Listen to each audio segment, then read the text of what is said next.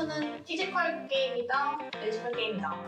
이거는 무조건 피지컬적인 게임이고, 제가 요즘 느끼는 게 싱싱한 선수들이 이길 수가 없어요. 게임을 해보면 결과는 제가 이겼어도 게임하면서 피지컬이 밀리는 게 느껴져요. 그게 너무 힘들더라고요. 한국에서 이제 노장 선수들이랑 하다가 외국 가서 싱싱한 선수들이랑 하면은 확실히 느껴지는 게 다르고, 근데 그 선수들이 이제 매지컬이 채워지면은 너무 무서울 것 같아요. 그래서 저는 피지컬에 한 표 주겠습니다. 무조건 재능이라고 생각을 했었는데, 요즘 보면은 클램이나 준호 형이나 잘하는 선수들이 되게 노력을 많이 해서 잘한다고 생각을 해가지고 당연히 재능 조금의 노력 같고, 예전에는 저도 완전히 피지컬 스타일이었고 그런 견제나 그런 컨트롤 위주였는데 많이 머리를 쓰면서 게임을 근래에는 조금 하고 있는데, 저는 요즘은 뇌지컬이라고 생각을 해요. 일단 기본적으로 피지컬 게임이긴 한데 확실히 뇌를 안 쓰면 많이 못하는 것 같아서 반반은 아니고 이제 한 6대4로 피지컬이 좀 더 앞서 있다고 생각하고, 저는 무조건 재능이라고 생각하긴 하는데, 근데 지금은 재능 있는 선수들도 노력을 그렇게 많이 하지 않는 시즌이라서 지금 현재로는 노력만 하면 충분히 우승할 수 있다고 생각합니다. 원래는 뇌지컬이라고 생각 많이 했었는데요. 요새 게임들 보면 피지컬이 훨씬 더 압도적으로 중요한 부분 찾지 않나 싶은 게, 워낙 컨트롤이 선수들 발전이 너무 많이 돼가지고 진짜 컨트롤이 한 번만이라도 좀 실수하면 쉽게 경기가 끝나는 상황이 많아서 요새는 그냥 피지컬이 거의 90% 정도 되는 것 같습니다.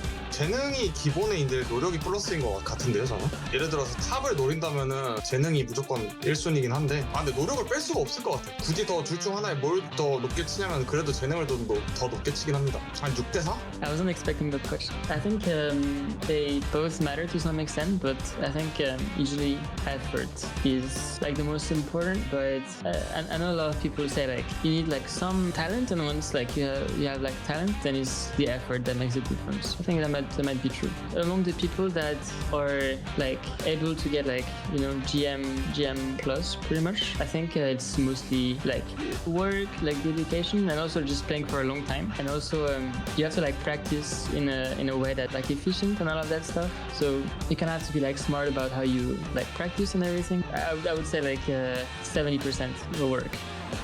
그러면 한솔 선수는 재능이요.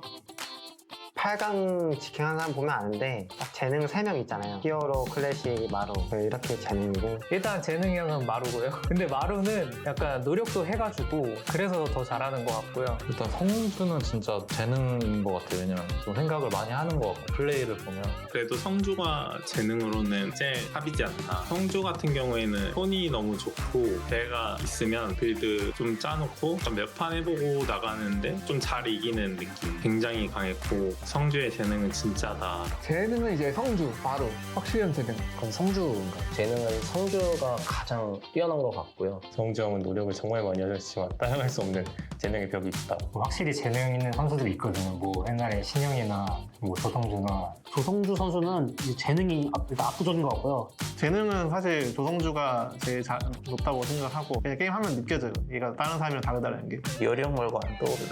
병렬이 형인 것 같은데? 머리가 엄청 좋아가지고 빌드도 여러 가지 짜고. 1등으로 뽑힌 기분이 좋으신가요? 그건 기분 좋죠. 그래도 인정 좀 받는 느낌이니까 기분은 좋습니다. 재능에 있어서는 진짜 세랄 선수는 진짜 예외적인 케이스라고 생각하거든요. 왜냐면은 세랄 선수는 그 유럽에서 갑자기 어나더 클래스가 나온 느낌이라서, 세랄 선수의 등장으로 인해서 거의 그냥 유럽 선수들이 다 전체적으로 잘해줬다고 생각하기 때문에 재능 쪽으로는 약간 세랄 선수가 이제 원탑이지 않을까 이렇게 생각합니다. If I had to say who's like the most talented, it's very hard to say, but I think you could say like maybe Rainer, because he really doesn't play like super consistently, but he always does very well. So maybe him. 압도적으로 노력을 많이 한다. 노력을 많이 한다고 생각하는 선수는 지금 올라온 선수 중에서는 아마 정재영 선수 같은 경우는 물론 재능도 있지만 노력을 좀 많이 하는 것 같아요. 희범이 형이 노력하지 않을까. 왜냐면 커리어적인 부분도 있어서 그렇게 생각하고 있습니다. 그 도욱이도 이제 저랑 비슷한 시기에 게임을 준비했던 친구인데, 그때는 좀 많이 아쉬웠는데 엄청 열심히 하고 리플레이도 되게 많이 보고 게임 공부도 되게 많이 했던 것 같아요. 노력은 도욱이, 김도욱인 것 같아요.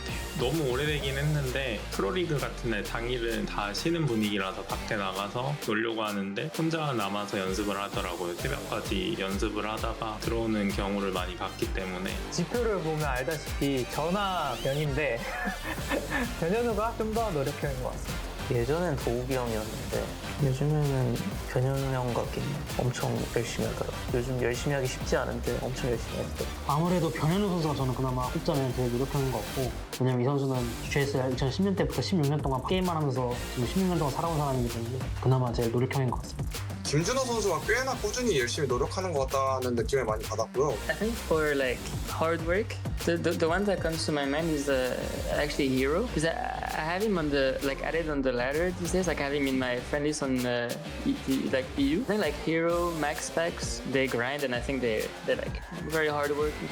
엠버 있을 때 재선이 형이 그런 느낌이었던 것 같아요. 게임을 진짜 많이 해가지고 재능보다 노력을 엄청 많이 해가지고 재능이 어떤지를 몰라도 일단 노력이 더 많을 수밖에 없는 그런 느낌이었던 것 같아요. 비슷한 탤런트 같아요. 근데 hard work, persever, 게임 많이 해요.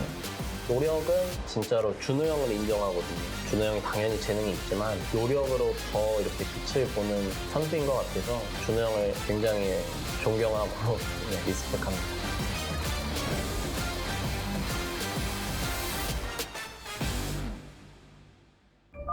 Incoming transmission.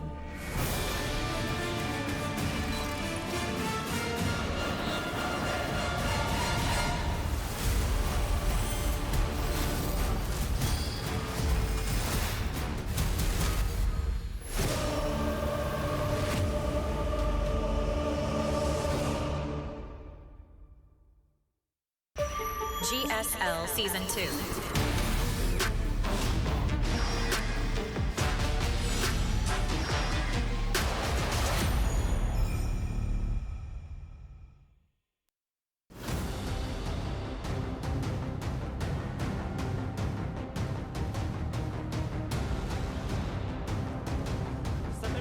This is it, everybody. We are here in the grand finals of Season 2 of the GSL. And what a finals it's going to be. Pure versus herO. Surprisingly, Maru has not made another finals this year. Especially surprising because Maru won the first 2 games of that best of 5 versus Cure. Cure now with so much momentum, confirming the reverse sweep, entering a berth here into the finals.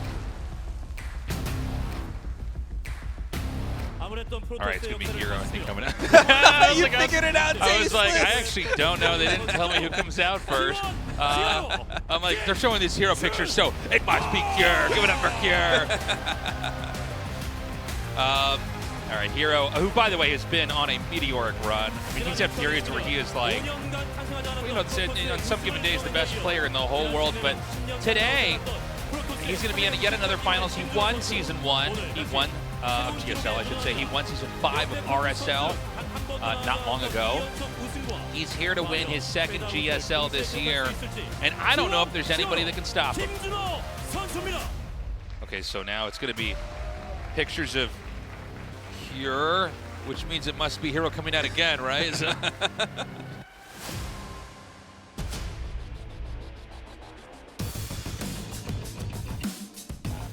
Here's Cure. Flawless strategy, mastermind introduce finalist. You guys can see we really rehearsed this part of the show for this finals. It's honestly, the graphics look awesome. It does look great. All right, Cure coming out now after the 3-2 victory over Maru. Seems like he has the best TVP in Korea, possibly the best TVP in the world right now. If there is any Terran on the planet who can stop herO in his reign of terror in 2026, it is this guy right here. Yeah. Rapid Team Liquid jersey. Cure is looking so strong. Now, he's a guy that rarely gets to our finals. You know, always playing second fiddle here. Tomorrow, now's his shot. GSL 팬 여러분, 3주 만에 다시 이곳에서 인사를 드리게 됐습니다. 준결승 경기 두 경기 상당히 뜨거운 경기를 펼치고 이 두 선수가 Now we're back to GSL finals after 3 weeks for another season. 네. 3주 전과 마찬가지로 정말 많은 분들이 이곳 스프링업 스튜디오를 A lot of people gathered and came here like the last season. 중계를 하면서 봤는데 정말 I saw the 선수가 나왔습니다. 먼저 semifinals 디펜딩 and 챔피언 우리 you guys 김동욱 didn't really 선수와 이야기를 나눠보도록 하겠습니다. disappoint. 3주라는 시간이 지났어요. 우승을 하고 나서 그동안 좀 어떻게 It's been 3 weeks after you won, herO. How have you been?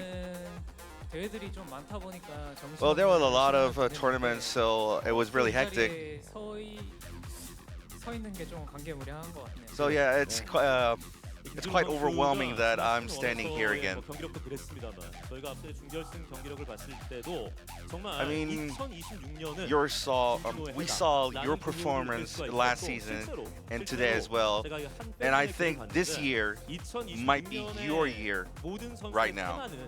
김준호를 이겨라. I think everyone's theme this year was beat herO. 26년 초부터 What do you think? 게임들이 잘 풀리다 보니까 운이 Well, 좋았던 starting 것 off the 같고요. season, 오늘 my 우승을 games 해야 have been 그 really well. 얘기에, So I 경쟁력을 think 찍을 수 that's 있을 것 why people are saying that. But that being said, I have a really good feeling that I can have a really good end here. 아내분도 오셨고 또 T1에서도 와가지고 많은 응원. Yeah, you have a lot of fans cheering for you and your wife and your team as well. So how do you feel? 이게 직관해가지고 보면서 응원하는 게 쉽지 않은 일인데. I mean, it's not that easy to come here and see and watch every time. So yeah, I'm really grateful for all the fans who are coming here. Well, last time I won, I kind of forgot the important part. Actually, I forgot to mention about my team T1. So yeah, I think I gotta like. Well, I'm gonna save it until the last time because I'm gonna win it and I'm gonna say it again here properly after I win. Round of applause, please, for Cure as well.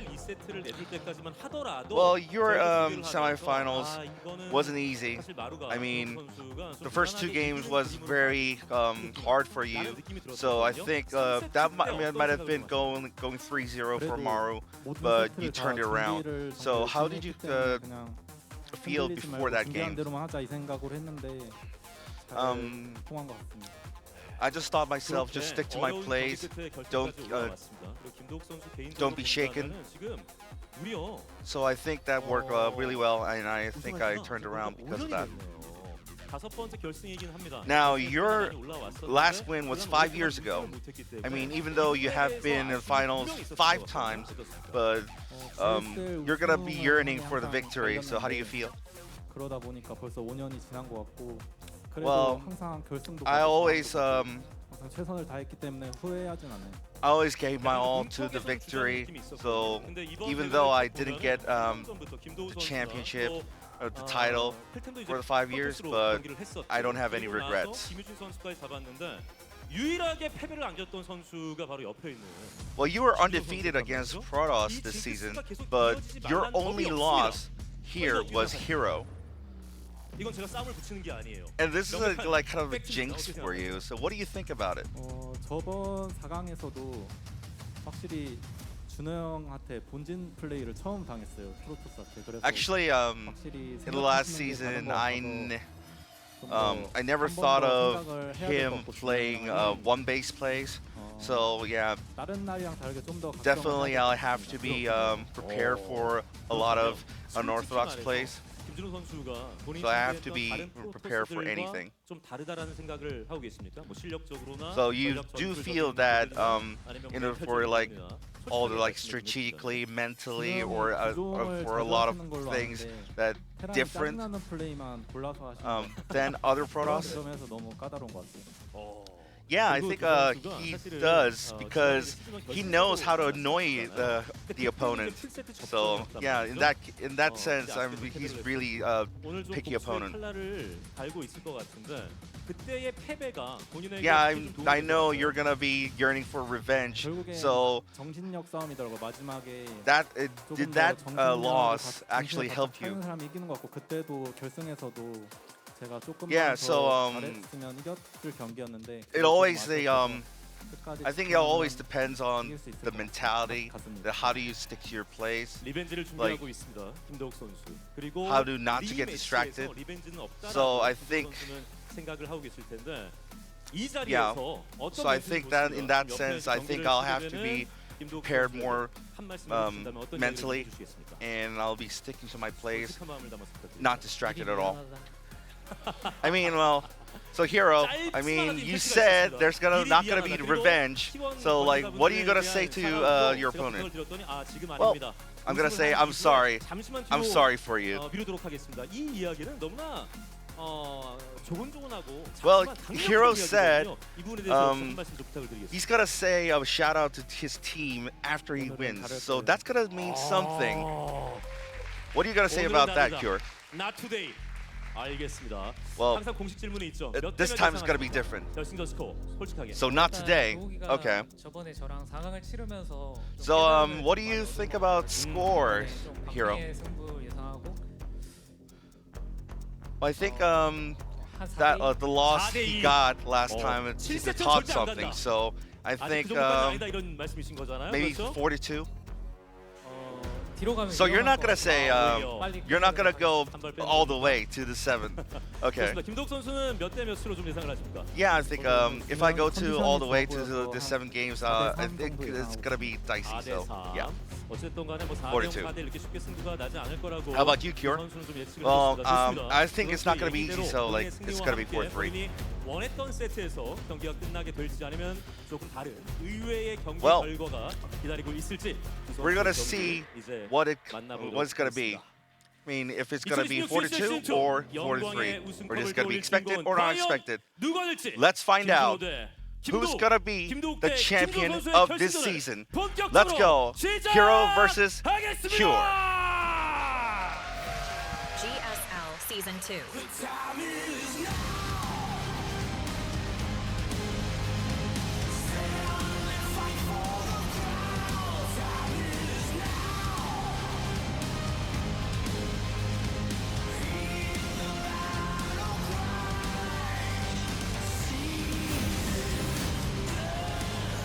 All right, this is it, everybody. We are ready to go into the final match. I'm super excited about this one. I think these two players have made this specific matchup more interesting than ever before. We are in a totally different world here in PvT late game. And you know, let's talk about the last 2 years, because I do feel like there's been a lot of discussion, a lot of debate. Maybe a little bit of toxicity around this matchup. Toxicity in my StarCraft 2? That's right. No way, Tasteless! There was a period where it just seemed like Terrence couldn't kill Protosses, right? And Protosses just got bigger and bigger. And many people were saying that, you know, and this was, by the way, in several different patches of StarCraft 2. Yeah, for a while, the Protosses were just murdering all the Terrans. And then we got to the point where Protosses were just taking the whole map. And it seemed like there was no way to stop it until Cure and until Maru kind of showed us an out. They basically go all the way into late game, mass up tons of Marauder, get super teched out, and then start to just try to do these crazy base trades. PvT now in StarCraft 2 looks more like StarCraft 1 than it has ever looked, which is crazy. StarCraft 1, for those of you that just play StarCraft 2, StarCraft 1, the Protoss actually behaves like a Zerg player in PvT. The Protoss like takes the whole map. They're counter-attacking a lot. They're you know, recalling, or in other words, dropping. So it's a very different matchup. But it's interesting to see that StarCraft 2 has become that. And for a while, people were saying there's no way, in the old days of StarCraft 1, there's no way for Terran to beat Protoss. Protoss is just able to get too big. But eventually, Terrans figured it out. And it seems like now, Terrans in StarCraft 2 have figured it out. It's kind of the same story, isn't it? Terran late game compositions, even though it feels a little bit unintuitive in the history of StarCraft 2, they're currently better in this iteration of StarCraft. You go into Liberators, you go into Ghosts, Marauders, Siege Tanks. It's hard to breach that position. It's hard to take a winning fight as Protoss. And so usually what we see happening, should we go into a mid-game and even play, and if Cure wants to play a long macro game, is herO basically consuming the entire side of the map, building nexuses, not just to saturate bases, but just to deny even Cure the tempo advantage of being able to drop a command center and instantly start morphing into Planetary Fortress.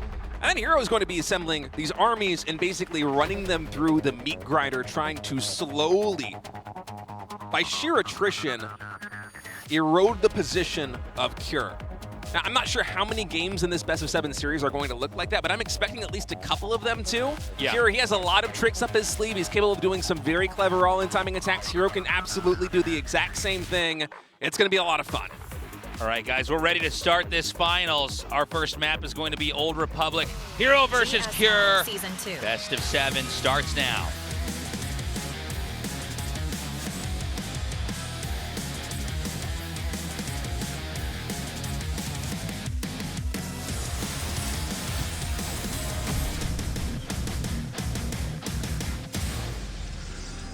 All right, map number 1 has loaded in on Old Republic. herO spawning as the blue Protoss at the top right, Cure the red Terran in the bottom left.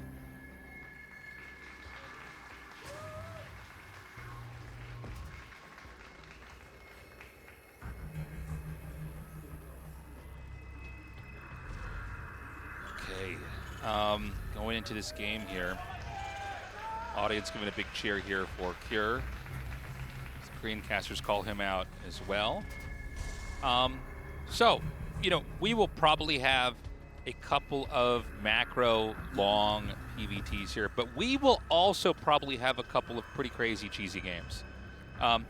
Terrans have also learned a lot of ways to try to control the early game and basically shut down the Protoss from really developing. And the same is true for Protoss. There's always been a lot of ways for Protoss to kind of come in there with some good punishes versus them. So I think we're going to have a wide range of different looking games.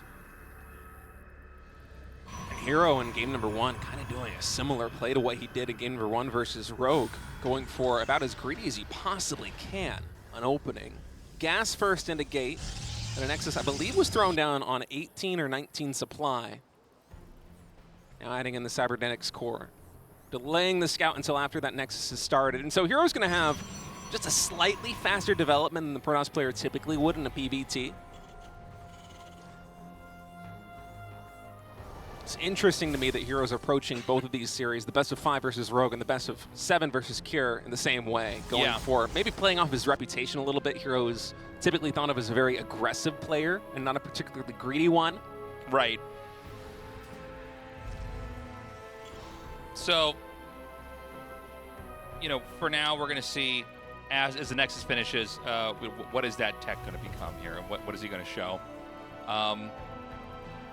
You know, and we've had games where it's usually 2-gate, or 3-gate's actually a little bit more popular, into a third base, where you're getting Blink, and Blink is really more of a defensive measure. Wow, he went for a Stargate. Yeah, interesting opening here from herO. I'm like, but this guy isn't a Zerg. Like, why is he doing that? He needs the Oracle to take the third base. Yeah, well, otherwise the Lings will surround the Nexus. No, this is a very interesting approach.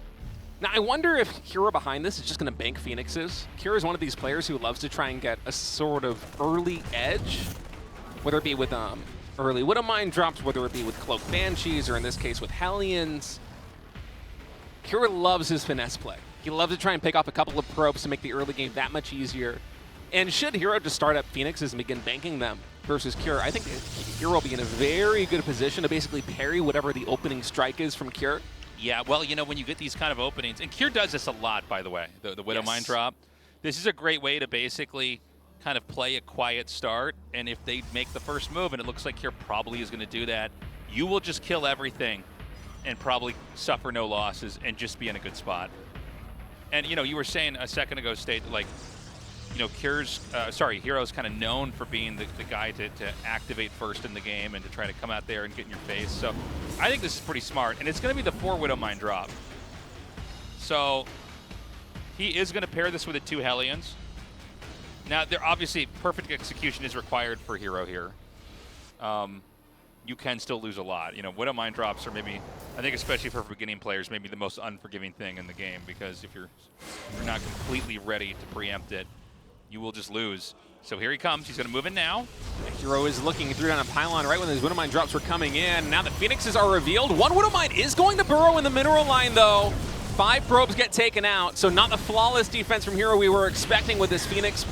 Yeah, he's going to kill the Hellion off. So he kills 4 mines. He kills 2 Hellions. If he can catch that medevac, that's pretty good. Now, 5 probes, I mean, that is a little bit painful, right? But it's not like the Terran I think, got the value that you wanted from a play like that. I mean, to lose that many units early on, and by the way, it wasn't like he traded out any Phoenixes, or maybe he lost a Stalker back there, actually. I think there might have been one Widow Mine hit that hit a Stalker. Okay, by the way, he sees this. So there's no way this medevac's going to get home. I think this is a good trade for herO. You might have lost a couple of probes, but that was so much production time. 3 production cycles on a reactored factory in the first Starport unit to try and get 5 probe kills. It is not a worthwhile trade for herO. So herO, knowing that so much production time was invested in this early harassment, frees him up to play even more greedy. He can take the 3rd base faster than you typically would. He can go for a forge faster than you typically would. Now, oftentimes in modern PvT, you wait until after the first push is defended before throwing down your forges. Your herO able to go for a very fast +1. Now, this is going to be a 2-base timing attack here. Probably with a 3rd, right at the last second as the attack comes out. I don't know if SCVs are going to be pulled here. I guess if he does make the 3rd CC, he wouldn't pull SCVs. But, I mean, you look at this, you see 3 barracks, a factory to Starport. You know what kind of game this is going to be. Now, this attack should not do anywhere near as much damage as one would expect because, he really didn't get as much done with the harassing drop. But at the same time, like, Phoenixes don't really help in holding off big 2-base timing attacks like this. So that's a big factor as well. By the way, a really nice move with herO just committing to the Raven, even though he knows that herO has these Phoenixes out on the map. Had herO done the safe thing and kept the Raven back at home, the Phoenix surely would have been able to snipe it. So getting 5 more probe kills in the main base at this cost of that Raven is a good move. It also frees herO up to move here into the center. And herO, are you watching your Phoenixes? He is. Lock on his scan to confirm vision. Will trade one of those Phoenixes out. Okay. He's going to get a little bit closer here. And this push is going to start. Stim is going to be done that second. It's just 1 medevac. So you don't have the same kind of sustain you'd have if you had, like, many more. He could try to hit the sweet spot where the Robo is, but he's got to get through the Immortals, the Zealots, Stalkers, Sentries, Phoenixes first. Yeah, the upgrades kind of trickling in here for herO is a little bit unfortunate. If +1 weapons and combat shields was done already, herO would have loved to just push in on this position instead, just waiting for the upgrade to finish before committing. Now he stims. herO charges in. Guardian Shield and Force Field is actually bisecting this army, taking out about 4 or 5 of these Marines early on. Colossus is out here. That'll allow a lot of firepower here onto these light units, the Marines. It seems like herO able to hang on for now. Yeah, I mean, that did not get the job done. I'll say that much. He's going to try to come in here and pick up the tank. No, he can't quite get the tank because the Marines are going to cover it well enough. He's actually back to making Phoenixes, by the way. Yeah, so he's once again going to be forced back. Now, Terran does have a bigger army. Protoss survives this, and I don't think Protoss can take too much more damage, but I also don't know that herO can counterattack. But, we've kind of seen PvTs that look like this, right? What is the Protoss going to do? Probably just grow and get a lot bigger. The Protoss doesn't have to really think about ending the game right now. You're kind of just almost playing single player, trying to just balloon out on the map. Yeah, I wonder if that's the way that herO wants to take this game. 4th base isn't being thrown down just yet. You would expect herO, after denying that move out from Cure, if he wanted to play the super greedy gateway style, he would likely be taking the 4th base a little bit faster than he is this time. And the fact that he's adding in more Phoenixes kind of makes me think that herO is setting up for some sort of timing attack. There is even a probe cut right now. Templar Archives, this is surely going to be for Archons and not for Storm, I would think here. No, I think you're correct. I thought he was going to just start to take more bases, but yeah, with more gateways and the Templar Archives and everything, yeah, this is probably just going to be him kind of getting ready to try to do a big counterpunch here. Double Colossus here. Is there no observer with this? I don't think there is. There's an observer somewhere in the game, but I don't see where it is. I'm not sure where that observer is at. By the way, herO playing this style, he's doing it with 6 gases, not the 4 gases that you typically see. The very greedy play. So going to be a lot more high-tech units coming out here for herO. And will he actually go into Storm, or will this be Archons?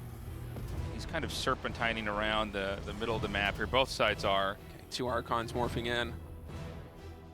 He's just making sure. You got to be very careful about the counterattacks. You do have recall as a resource, but once you're forced to use that, then you really, it's a lot harder to push even after that moment. Cure is actually going to max out here before herO, and he's got a lot of Vikings. He's got something like over a dozen Vikings, so he can kill Colossi so fast. Now, the Phoenixes will draw Viking shots away, but that's only going to last seconds. Oh man, I love the way that Kira is playing this. He's delaying intentionally.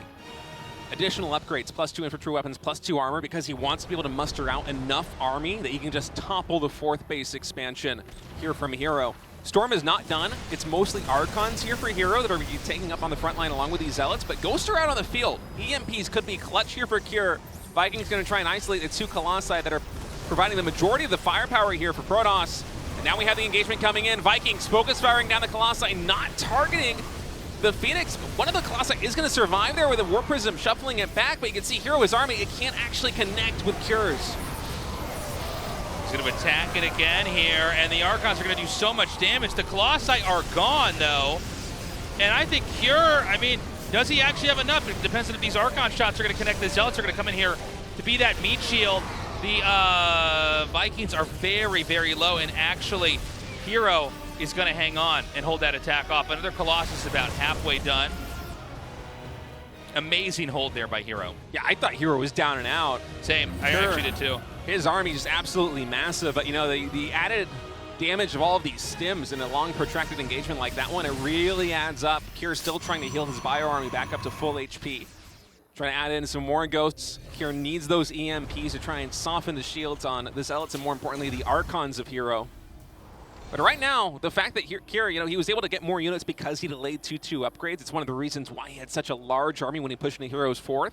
The fact that herO was able to defend that now with 2 forges means that upgrade advantage is going to be firmly on herO's side moving forward. Okay. He is going to just unload over here, and this is going to be a bit of a headache because now you can come in and try to press over to the entrance, and I don't think there's anything here to defend other than the planetary. Oh, actually, he's got some stuff back here. But can he actually just like 2-shot this, 3-shot this down? Kier lifting up the command center, canceling the planetary, allows it to stay alive. Yeah, I thought the planetary was actually done for a second there, so the fact that he gets the lift off is going to save the day. And I think herO retreating is smart. herO is getting to that kind of scary moment where he's going to start to have a lot of bases here. Again, Terran right now just on these 4 bases. Not a lot to work with. He's going to try to push out again all the way across the map. I don't know that herO's going to be ready for this. Yeah, this is a bold position to be holding here as herO. Very little energy on those sentries. Archon's also low on shields now. Kier setting up a concave. He's going to pounce on this position. Zealots reinforcing now from the 3rd base, trying to provide some cover here for herO, but the Vikings making quick work of that Colossus there in the front. There's not a lot of range firepower here for herO. Even a small number of SCVs being added into the mix. I mean, they're doing a good job taking for the army. Yeah, I mean, that might do... Well, hold on a second. The Zealot counterattack is kind of crazy.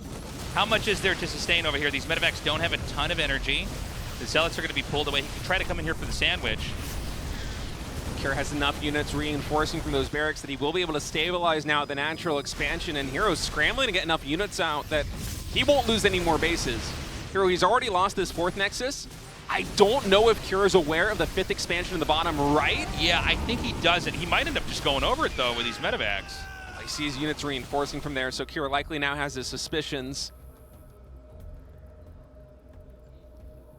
All right, he's going to move out once again. And I don't know about this attack here from herO. I think herO is getting a little bit too exposed right now. Whenever you have just like Stalker Zealots, it's never going to be strong against, you know, everything else that Terran has. This is like a very, very sophisticated army. He's got Disruptors. I don't know if that's going to be able to change this. Kier, pretty quick reaction. Disruptor still gets a good shot off, though. I think what herO's doing with the army movement is just trying to buy as much time as possible for this 4th base to soak up some more resources in the bottom right.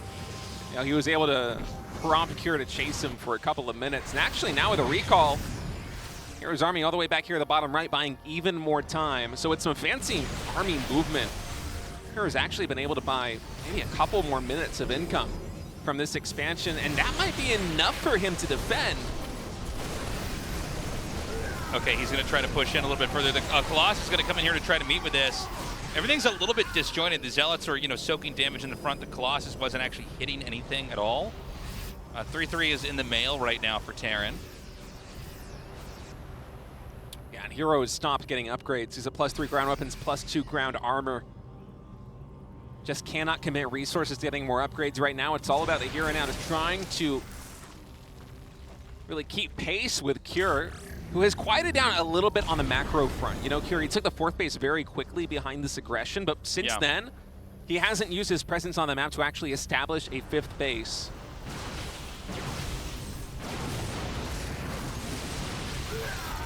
Okay, the stim is going to come up and connect with this 12 o'clock base. He is going to have Zealots here to drive this back out. Good save.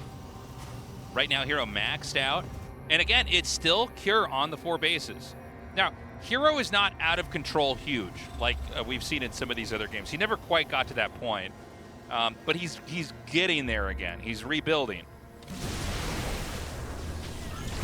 Another disruptor shot comes in. Makes some good damage done.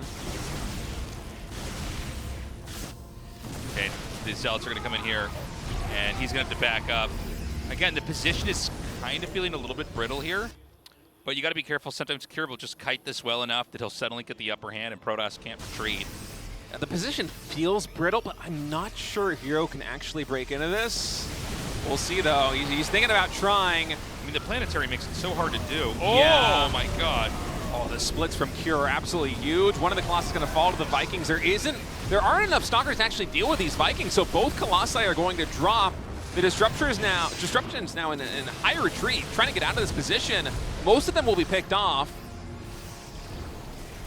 Okay, he's going to land that. He's going to try to come in here. He feels like he's maybe weakened him enough. It's going to be his turn to take his chunk of the pie. Oh my God. Okay, insane shots in the Disruptors. He could have lost like a third of everything he had. And now we're going to see Cure push through, right on top of the Robos. Able to take down the first one before the Colossus can pop, and now the Zealots coming in from every side. A full surround, but Cure with some really nice micro, able to find a choke point. No service area for those Zealots. The bio is just chewing through them. The Zealot count is dissipating.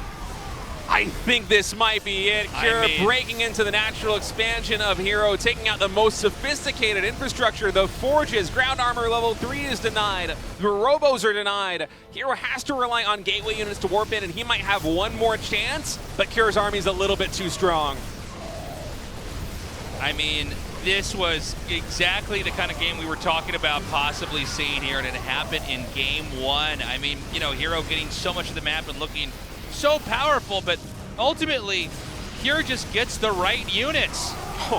Oh my God, a denied warp in here. There's gonna be another one coming in now. This game is over, and we're gonna have Cure now taking a 1-0 lead. Yeah, herO scrambling to make something happen, but this one is in the books. All the gateways here in the main base offline. GG is called. Cure takes game number 1.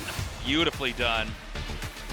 And you know, I gotta say, I think herO had a great lead with the Phoenixes. He didn't seem to be able to do a lot with them after that. I mean, this is one of the problems when you go for Phoenixes, is like, a lot of times they don't have a great role when it comes to like just a PvT fights.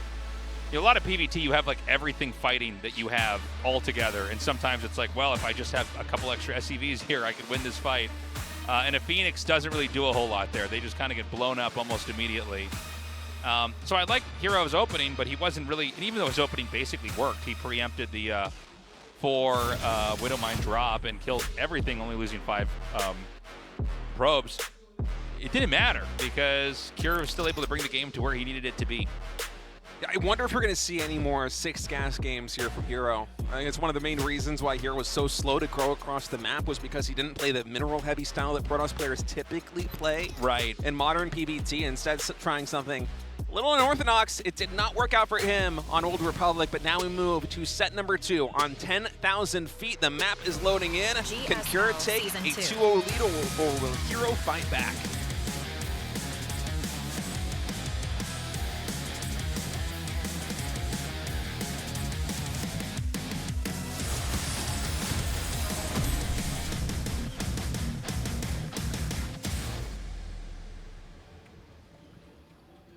Okay, herO in the bottom right. Oh, yes. Proxy gate action here in game number 2. Oh, I like this. herO going with the first probe scout. One of these 12 workers immediately pulled, goes into the main base of Cure at the proper timing. And so Cure's probably not expecting a proxy pylon on the back of this. Yeah. Because it was the second probe that came cross map to build it. Yeah.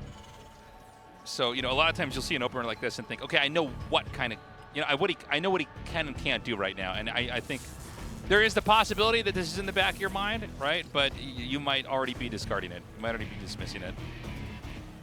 So we're going to have the gateway right center up here. And we don't know when Terran's going to scout, by the way. We also don't know how hard herO is going to be committing to a push like this one. Sometimes you just try and get damage done early. Oh, there's so many signs. I don't know which one to read. I like that one from New Zealand there.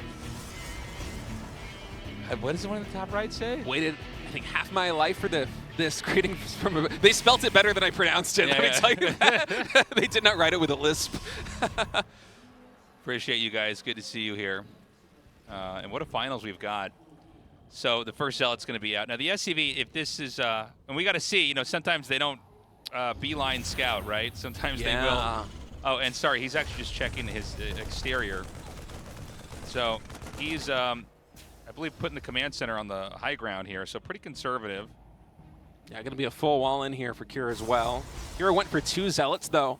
And once that core is done, I think we're definitely going to be seeing a Stalker chrono boosted out. I'd be surprised if this was an Adept. Yeah, Stalker gets started here. So this is going to provide a lot of damage. That reactor is 100% going to be a target here for herO. If herO can take it out, I think there's potential for this to snowball into more damage. But behind it, herO, he is going for an expansion. Right. So he probably doesn't want to show anything until the Stalker's up here. You need something that can fight the SCVs that are going to be repairing on the other side. herO developing with a factory and second barracks behind this, but now the Stalker is coming to the front lines. The Zealots can go to work on this reactor. SCVs have to be pulled to try and repair this, but they can only get so much surface area, so 2 of them being pulled at a time. Yeah, and it's a little crammed over there. Stalker control's pretty damn good. Oh, I like the third SCV being pulled just to repair the other SCVs. Yeah, it's smart. Second Stalker is here, though that reactor getting lower and lower. Oh my god. It will at least finish the extra Marine for this cycle, but now herO is broken through. How much damage can he get done? SCVs are falling left and right. You can see herO even prioritizing the SCVs with his Stalkers instead of the Marines. Yeah, he just wants to kill as many workers as possible. The Widowmine's gonna come out. Can he run by it? He does! Those Stalkers gets taken out. One more in the main base. Should be able to kill at least one more SCV if controlled well. herO already down to 14 workers in total. herO, his natural expansion already done.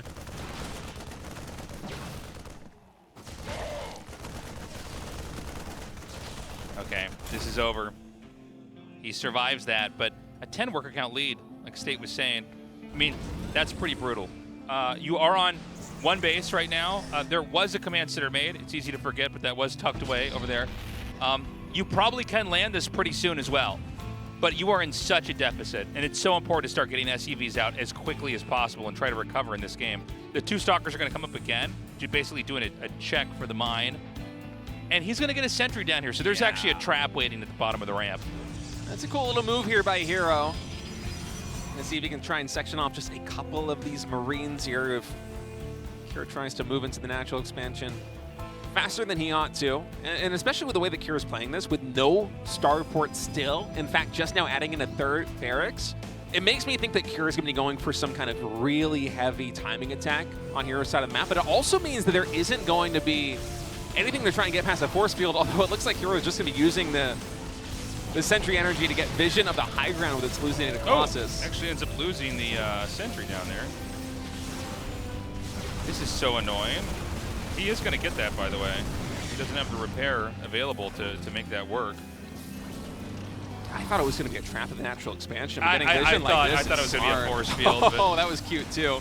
Yeah, trying to pull the Widowmine shot into the Marines. Yeah. No, I really like what I see there. We have a tank coming down here. And again, until you're landed down there and mining those minerals, you don't have that base. Now, it is possible also for herO to overstay as well come here. And, you know, 4 Stalkers can one-shot these Marines, so you gotta... If you can get in there in between the sieges, I mean, it's all worth. There's a lot more damage coming in. And honestly, the way the builds are lining up, the 3 RX and 1 factory, no starport here for herO, with herO going for the expansion, it feels like it should be herO trying to build up to a push on herO's side of the map. The problem is that herO is just so much bigger than herO right now. He got way too much economic damage done on herO's side of the map. Right. that this timing of push, which should be fearsome, is going to be coming into the center of the board, and herO should have enough to answer this. Well, he had a War Prism going across the map to harass, but he might actually put these in between.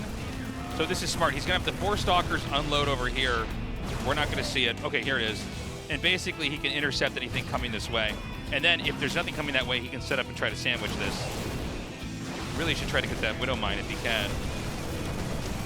Okay, he's going to be able to take the Widow. No. Okay, he's going to be able to take that out. And I think this has basically been held. GG. All right, herO with a great game number 2 there. You know, he got that first reactor, killed a lot of SCVs, and then pretty much made this game a total headache. I can't say I blame Kira for going with the push. Got to try to do something. But even herO that was moving out for like the Stalker harass, he's like, oh no, I know what to do. I'll put the Stalkers out here. This will snipe any Marines and tanks coming this way, and then we'll just surround this. Classic PvT push denier. I mean, the damage done by herO in the early game, what was it, like 14 SCVs or something in total? It was just way too much. Anyway, we're going to go to a short break. When we come back, the continuation of the best of 7 finals.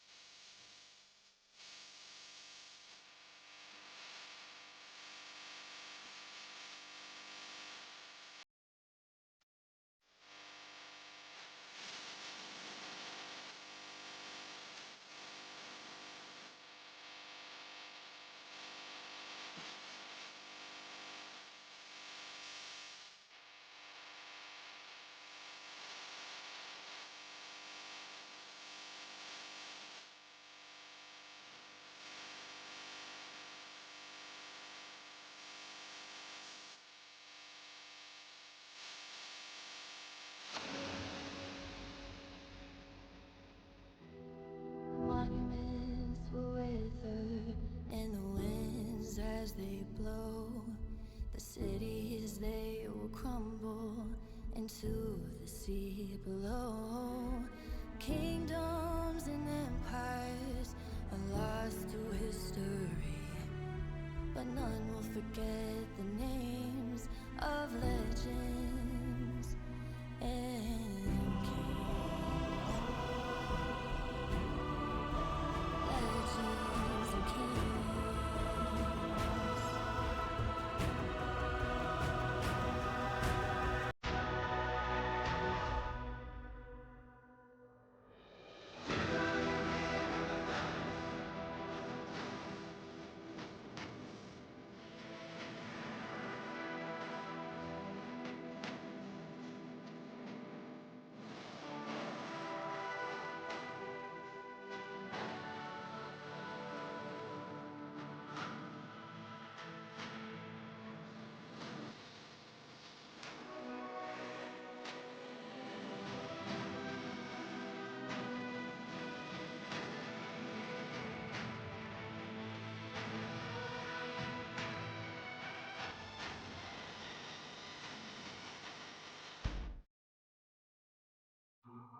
The ink will dry and crack, and the paper will stain and tear.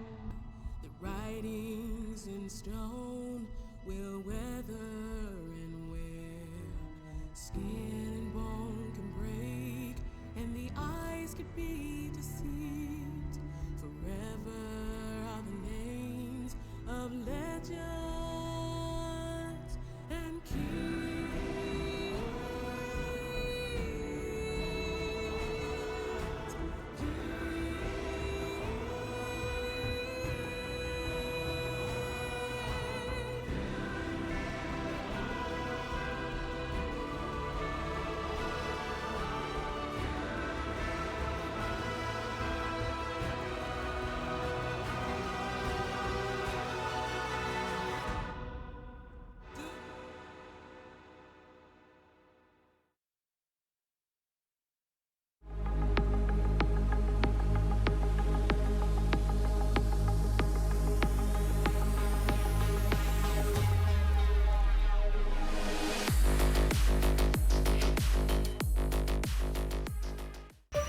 GSL Season 2.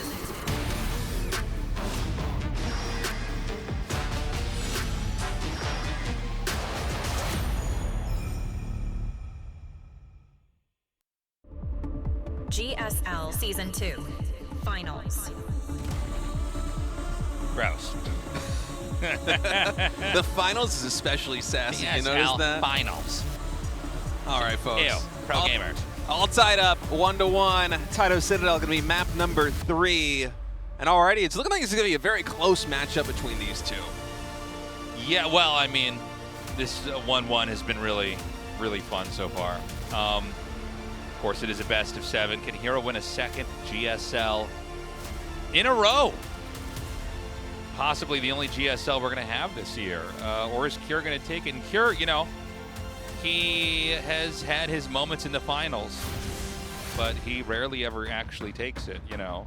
He's someone who's, it's actually remarkable how deep he goes, but does not go all the way. And a lot of that's due to, you know, the likes of Maru and Rogue and, you know, even possibly in this case, herO. But we're going to see herO with a pretty poppy opening there for game 2, really kind of completely grinding the game to a halt there. Cure, no prospects in mid-game or late game after a rush like that. But Cure, again, looking to have the strongest end game in the matchup we've ever seen.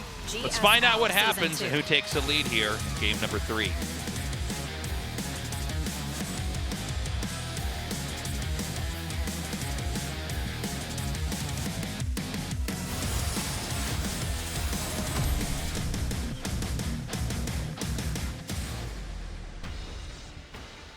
Oh, all right. Okay. Forget about the player intros, Tasteless. Yeah. Cure moving out very early with an SCV. Any gas? Not yet. Where's the second SCV? Huh. It's a mixed command center here. I'm like, you can do this too, like Rogue does? Interesting placement.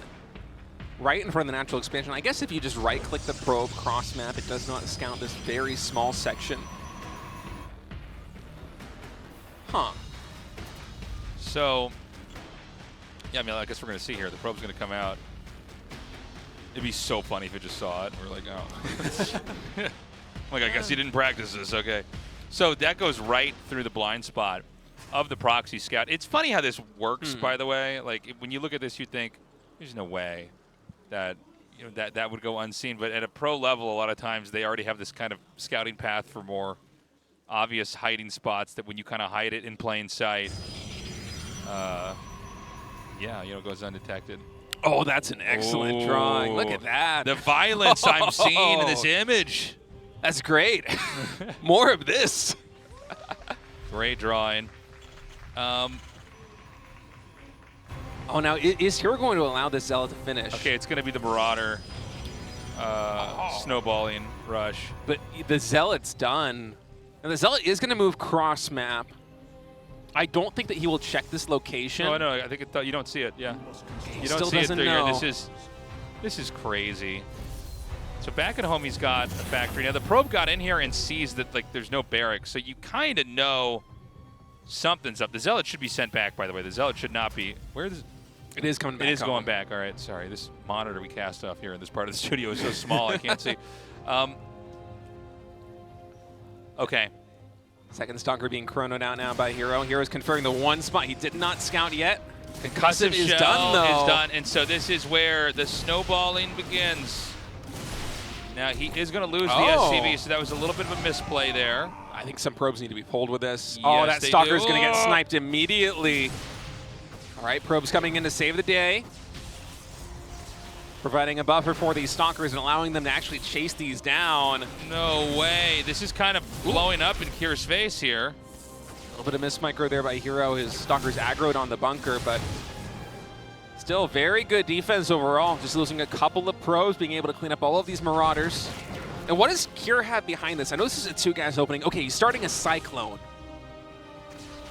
I'm not sure there's too much he can get done. Oh, another Marauder getting caught. Dude, this is actually really bad here for Kier. This is like, this is supposed to do a lot more. I don't know why he was so gun-ho with the SCV in the bunker. And that even kind of forced him to run up the ramp like that too, which then allowed the probes to come down. It was like a bit of a butterfly effect of fails that kind of led to this moment where, like, I mean, now the barracks is already flying back home. We see games, by the way, where, like, people just die to that. You know, especially if the first Stalker gets hit. Now the Cyclone's going to come out. Now this was supposed to be paired with the Rush. I don't know what it's going to get done now.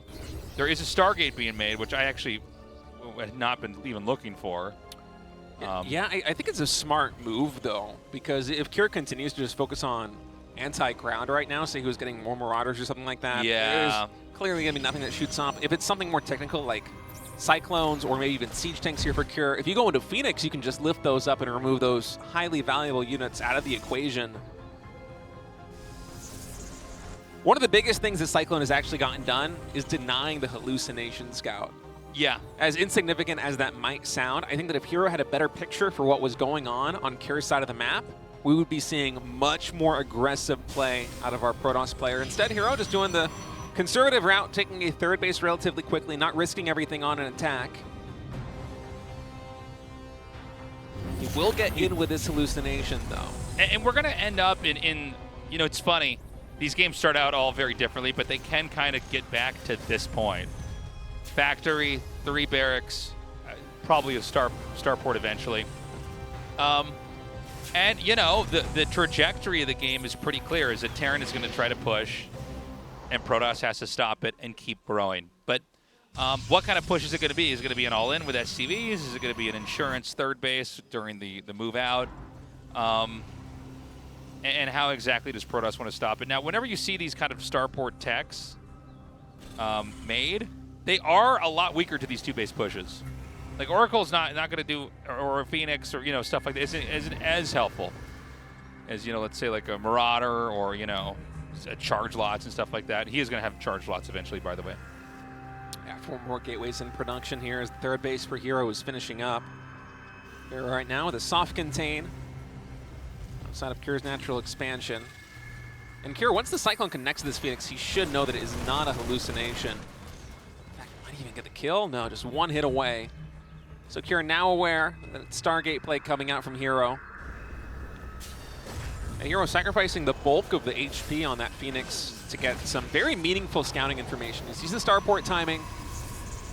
Is a good idea of where Kier is trying to go with this game, which is likely going to be just in a 2-base push. I would imagine with an SCV pull with no third command center in production. And so it's a lot more gateways here for herO. Shield Battery, Templar Archives likely to be for Archons. Yeah, the more gateways are up, the more likely you're going to be able to just have enough to kind of overpower them there. The Phoenix actually escapes over the high ground pillar there. Does not get shot down. Ooh, this is great. A lot of very low SCVs. Now here's what you got to do. You just got to pull the boys in that moment. That's the only way to play this from here on out. Okay. Just set him across the map. I wasn't all in, but now that I'm taking damage with this Oracle, just set him all the way across the map. All right, he's not going to do that. I kind of expected him to. Yeah, it's brilliant when you put it that way. Yeah. Okay. Zealots are going to be ready for a counterattack, by the way. Now, this could sometimes not work because you might not have enough to balance this out. Oh, he's setting up for a flank. Oh, no, actually. yeah, he's not. But the flank's not going to be much of a flank if it's not going to meet with the rest of the army. Here we go. He is going to get it. Oh, pretty the perfect flank. Zealots! They just sandwiched this army perfectly. Those two Marauders caught in the meat grinder. And now Kier has to get out of this position, and the armies for Kier are disjointed. Marauders and Marines on the right side being swarmed by Zealots. The rest of the army lifts up in these medevacs and tries to retreat back home, and it's actually going to be Stormplay coming out from herO. He hallucinated Colossus to try and throw a curveball towards Kier, perhaps hoping that he would make Vikings. That did get spotted with a scan, so Kier is aware that isn't going to be the play. But I think the Storm Tech might come as a surprise.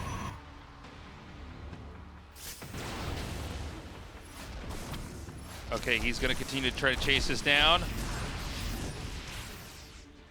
And you know, it's just a little bit too far across the map here. I mean, you don't want to feed in here. There is a drop that's about to hit on the other side here. He's going to let these Widow Mine hits maybe connect onto some of the infantry. Kind of a sloppy attack, if I'm going to be honest there. Here come the infantry now up at 12. He's going to hit again. The storms are pretty good. The bunker is going to be wiped out here. Is there enough storm and damage over here left to kind of obliterate everything else that's over here? He needs to kill that SCV that's making this, by the way. Meanwhile, the Marines are going to come in here. They've already killed about 4 probes. Here taking a little bit of damage, but the storms have been huge. Oh my god, this might be too much damage. I think one more storm on those Marauders, and the drops aren't doing anything either. You don't even want to pull SCVs into Archons and Storms either. Oh, this is a disaster here for Kier. GG. Beautifully done there by herO. I mean, so much of that game just goes back to the failed proxy Marauder rush of Kier. I mean, that set it back to the Stone Age. I mean, it's kind of sad because it was like literally spotted at the last second. The mistake was really the SCV was way too far in the front. He threw the bunker down ahead of the Zealot, who, by the way, the Zealot was going to get 0 value. The Zealot actually got to, in his last moment of life, kill the SCV. And that situation, then Kier goes, oh, I just messed the inputs up. Now I need to get value because eventually he's going to be able to fight my Marauders. So he runs up, but he runs up deep enough that the probes can then chase the Marauders. I mean, the whole thing just went, it just went into a total catastrophe. And that made for a very easy mid-game there for herO.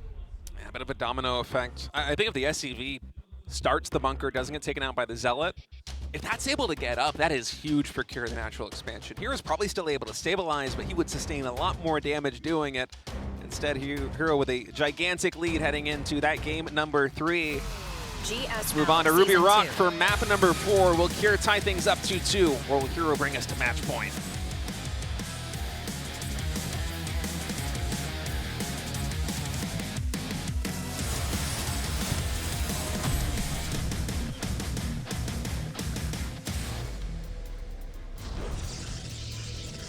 Oh, something's on the map. I think it's just a scouting probe here for Yeah, herO. yeah. I got too excited. This happens if I do like 1 or 2 proxy games in a row. I'm like, they're doing it every time now. It's the only meta that works. It is fun how in a best of 7 you always mix in a couple of these games. Yeah, yeah. There's always a proxy barracks game. There's always a proxy gateway game. Yeah, yeah. A lot of big cheers here in the audience for Kier. I think if you've been watching GSL for a long time, it's hard to not root for Kier on some level. Of course. He's so good, but I think, you know, he hasn't had his like Rogue or Maru moments, you know what I mean? Or even herO. I mean, herO's winning everything right now. Yeah, Kier deserves, I think, more recognition than he gets. Oh, we have some artists in the crowd tonight. Yeah, we do. Excellent drawings. And I lost my train of thought. What were we saying? We're talking about how good Kier is. Oh yeah, well I mean he's played so many games, but you know he is always deep, but never the guy that takes it all.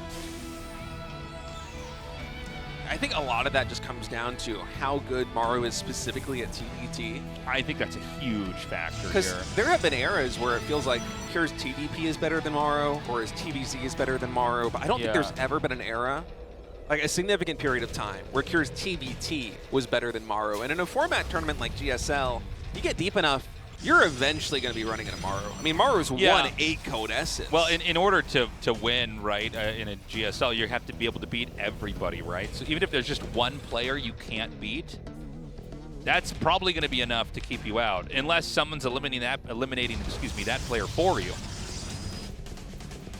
Yeah, so Kira, unfortunately, always a little bit overshadowed by Maru, but I'm happy that he gets the cheers like this when we play in an offline finals. I mean, he absolutely deserves it. This guy is just incredible. And right now, he might have the best TVP in the world. But herO is absolutely making Kira work for it here. Up 2-1 already in this best of 7 series. Now here in game number 4, Kira going for a pretty fast tech build. Starport adding in a tech lab as well before going for that command center. So economically, Kira's gonna be a little bit stunted heading into the early game. And that means that a lot of this is gonna hinge on how much damage Kira is able to get done early on. With the units that he produces out of the factory, with the units that he produces out of the starport, he's going to need something to bridge the gap between his command center timing and the nexus of herO that is already done. So that Twilight's almost done. This is going to be one of the more normal looking builds, I think, that we're going to have here. I keep talking about this build coming up, and then it's a Stargate or something every time, but we're finally having it now, or it's proxy or something else. Okay, now he's going to put a Stargate, or a pylon out here, excuse me. Maybe not a Stargate. He's going to go for actually charge immediately. Huh. This is 2-base charge. Oh, and more gateways in production. Is this going to be 4 gates with charge? He's going to try to just run him over at the natural, I think. No, I think you're right. This is actually... Ooh. Now, one of the problems if you skip Blink and Stalkers is that you are weak to drops, right? The 2 to 3 gate Stalker is kind of this panacea for all drops, Terran, so that you don't just lose the game outright. But he went for charge first. Now, I'd be curious to know if you can tell that they skipped charge or not right away, right? Reaper going to get denied. Does not scout the proxied gateway. So notice that he's like not keeping all the Stalkers. I'm sorry, did he just cancel the gate there? He did. I think he got a hallucination scout off screen in the main base of Kira and decided not to go for this. Perhaps it was the fact that Kira looked like he was going into Cloak Banshees. I think that's what happened. We didn't get a shot of the main base, but I believe there was a hallucination scout looking at the energy level of the sentry.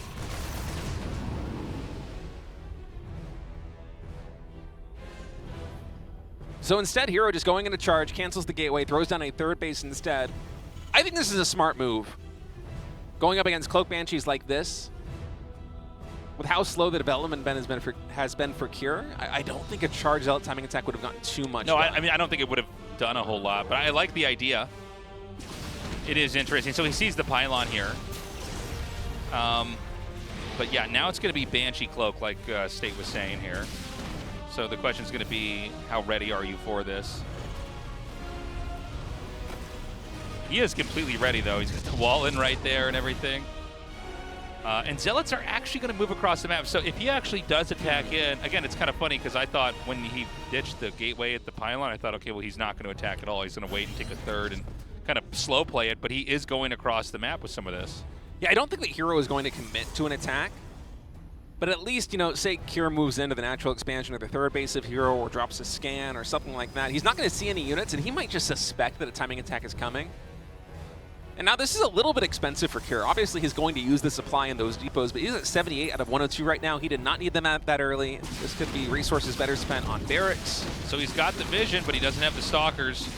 The Stalkers are going to come up, and you can see Kira's kind of in a spot where it's like, if I want to go to the main, I can. Otherwise, I'll go right back up. But now the Banshees are going to get trapped here. Now, is there enough damage? And again, guys, remember, no cloak. This would be a lot easier to track down. If you had cloaks, you could just track onto it so easily. Shield battery here in the main base, and a Phoenix being produced here by herO, so he will be able to clean up this Banshee. When all is said and done, 2 Cloak Banshees traded out for only 2 probes and a little bit of lost mining time at the 3rd base. A very worthwhile defense here for herO. And interestingly, herO behind all this, he's continuing the Phoenix production. He's going to try and play a Phoenix Charge Lot Colossus composition on the back of this. No blink.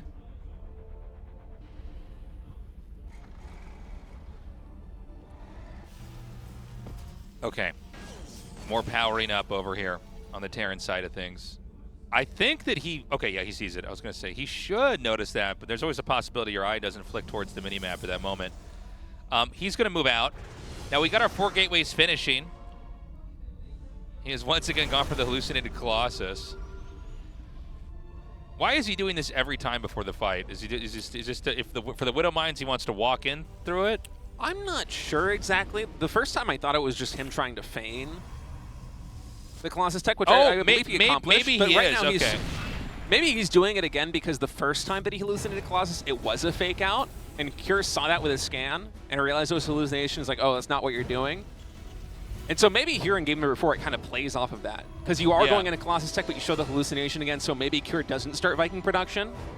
Yeah, okay. This is a stage in the game crazy where mind game stuff. This is a stage in the game where Terran might just blindly start Viking production. In fact, you can already see Cure is making Vikings despite seeing the hallucinated Colossus. So Right. Super interesting. It might just be some mind games coming out from herO.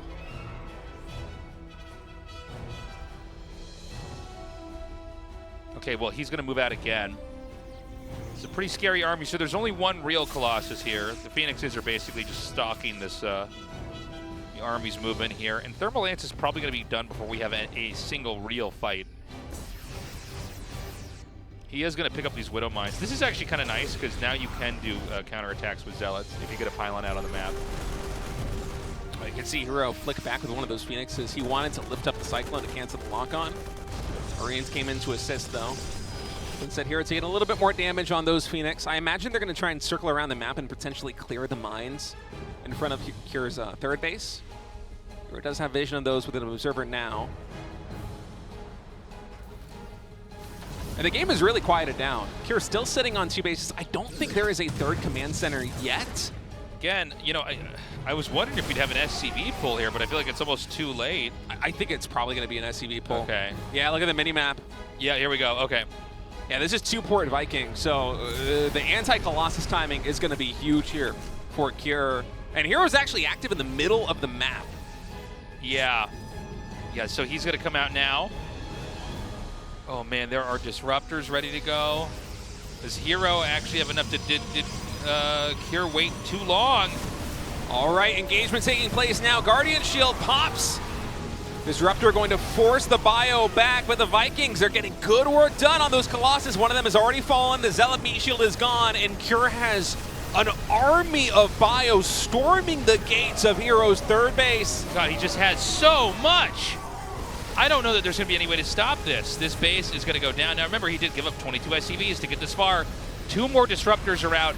With well-spaced out shots, he could chip away at this. You don't have the same ability to force your position because you don't have the SCVs to sack in the process.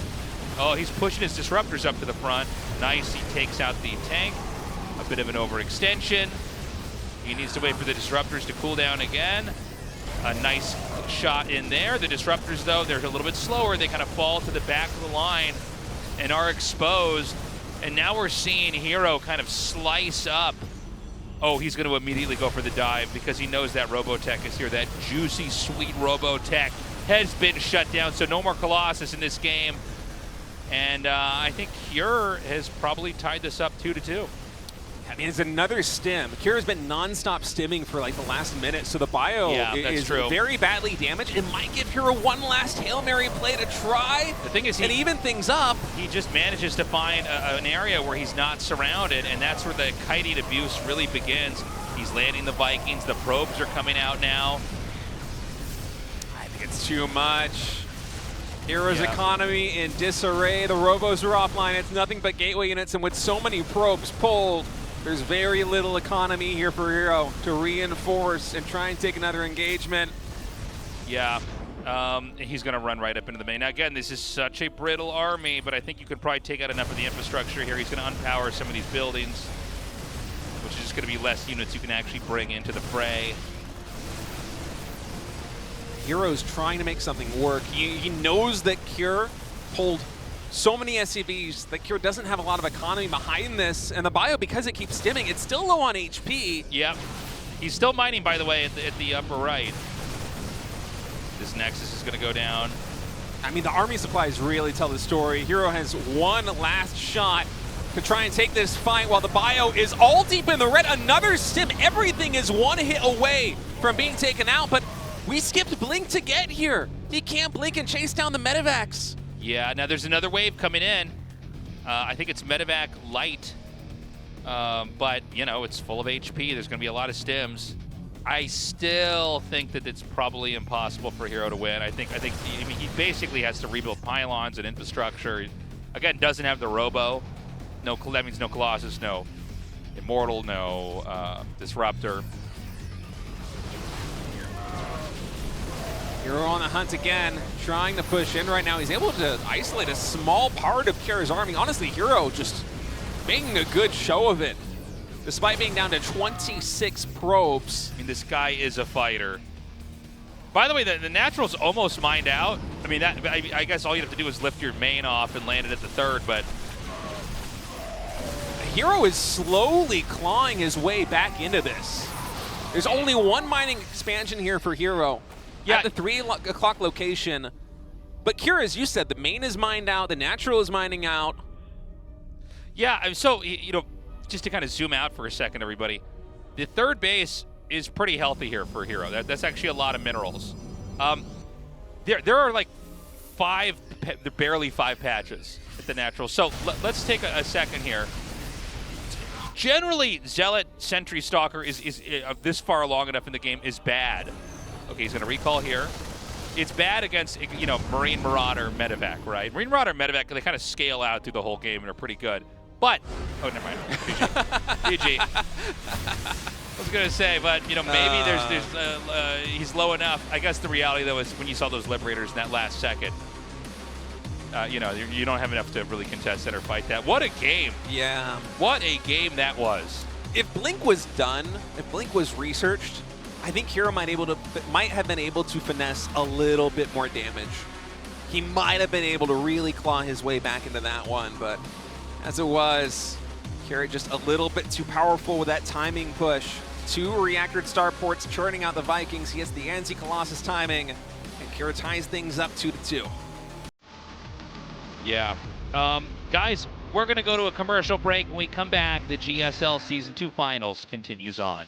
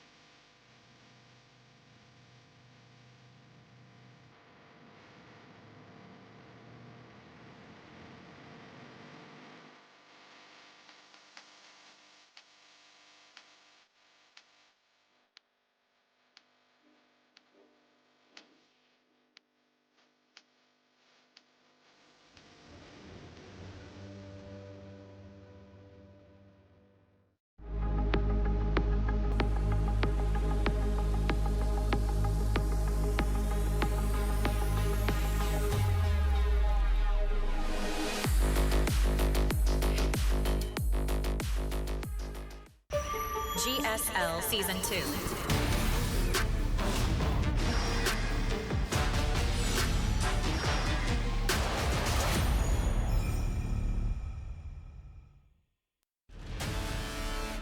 GSL Season 2. Finals. What's up, everybody? Welcome back. It's time to go into Game 5 here. Winter Madness will be our map. Tied up 2-2. It could not be closer, literally.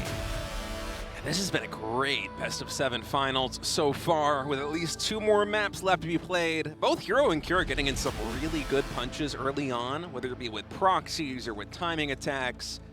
We've only had one game that went to something that kind of felt like a late game, which is less than I expected between these two, honestly. I thought we would have a couple more games where we have herO playing on low gas count, only 4 assimilators, trying to consume the map, soak up all the minerals, and Cure playing the defensive game back at home, trying to get up to that perfect Terran army composition.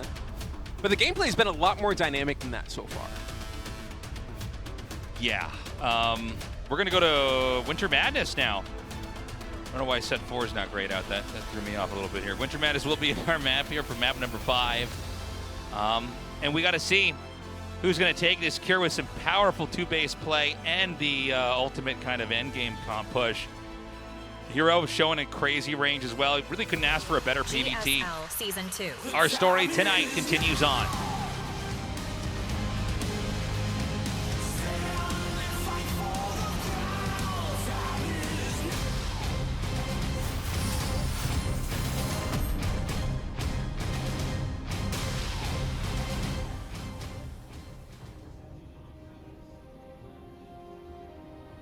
Okay, so we've got herO here in the top left, and Cure here in the bottom right. See? You're right, Tasteless. Tell the truth.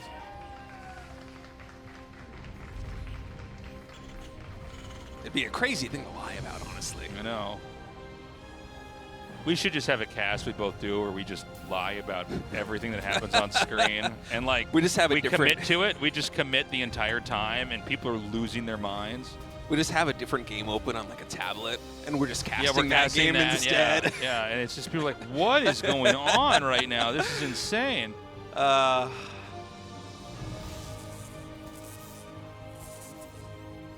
Interesting low ground wall in here for herO. Yeah. Oh man, somebody printed something out. Look at that. That's old school. That's like $20 worth of ink. Sambo that's the old StarCraft 1 thing I did. Oh, was it? Yeah, TG Sambo Intel Classic. That's so long ago. That would have been what, like 2008, 2009? Yeah, that was like 2008, 2009. 3 seasons of that. Yeah, man, that's a throwback. Solo casting the first season. Did you really? Before I didn't cast any of that with Artosis. We weren't casting together yet. Was that your first casting gig ever then? At least for a long-term one. Yeah, basically. God, imagine your first long-term casting gig being a solo cast. That's yeah, brutal. It was pretty bad. It was pretty long, man. All right, so in this game, Factory. Ooh, oh, hold on. Stalker comes in here from the side. Yeah, Cure could have dived into the main base there of herO if he wanted to. That's the first gateway unit out. Was out of position, but Cure playing it safe, instead just pulling back with that Reaper. Does not want to risk it getting caught in the main base, even if he's able to snipe down 1 or 2 probes.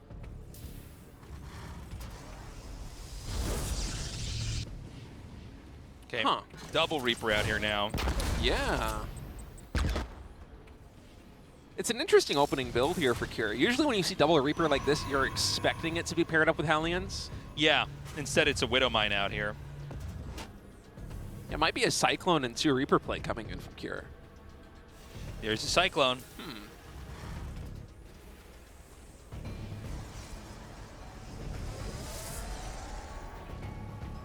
And, you know, we're going to see, is this just going to be the double?